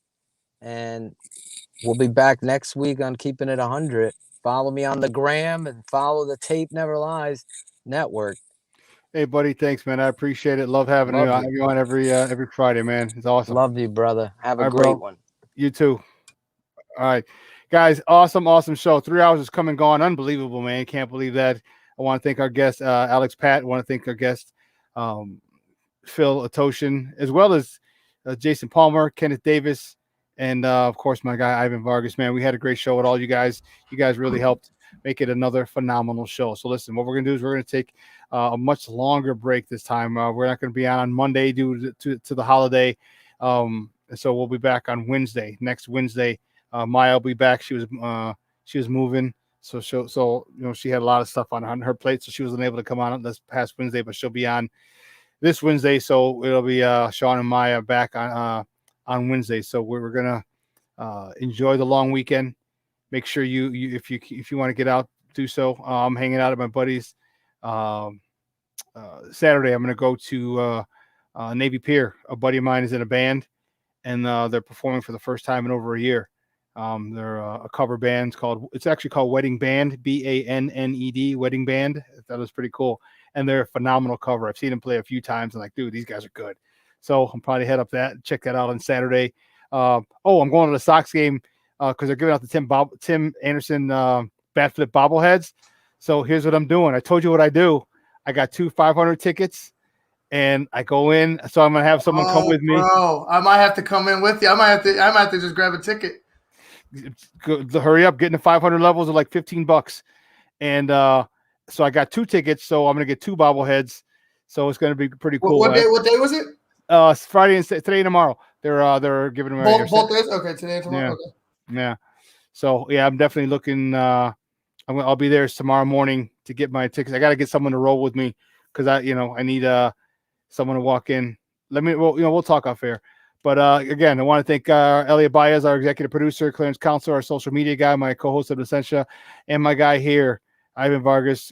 All of us, you guys made it a great show. So for Clarence Council, for Elliot Baez, Maya Kai, and Ivan Vargas.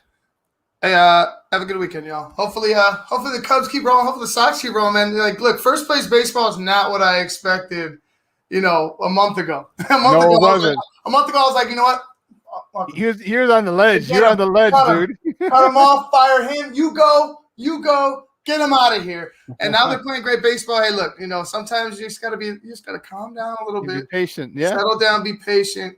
But long season, Papa. Long season. Long season. So hopefully we get more good baseball, and then like I said, we'll talk off air about that bobblehead because that sounds like a prize possession. Yes, I concur. So for everybody else, guys, I'm your boy, the Superback, Shawn Sierra. Make sure you follow us on all social media platforms on Facebook, YouTube, and Instagram, just at SportsZone Chicago, on Twitter at SportsZone Shy, CHI, at SportsZone Shy. Guys, I got 2 words for you. No, you know what? Let me take that back. I want to thank all the servicemen and women who've given their lives for this country, allow us to do what we do, and to live the way we live. You know, it's not a perfect country, okay, but it's a heck of a lot better than a lot of other countries that are in and around this world. Definitely work to do, but you know what? It's allowing me to do what I want to do, and it's allowing a lot of people to make their dreams come true. So, perfect, no, but more than I'm grateful for what it is that we have here in this country. So be thankful for the people who fought for it, who've given their lives for the right to do this, for me to talk shit and talk sports. I appreciate it. And thank you for all the other people who've given the ultimate sacrifice for us and for this country. So with that, now I'll say we'll see you Wednesday, guys, 9 a.m. to noon Central Standard Time. Until then, your boy, the Superback, I'm out.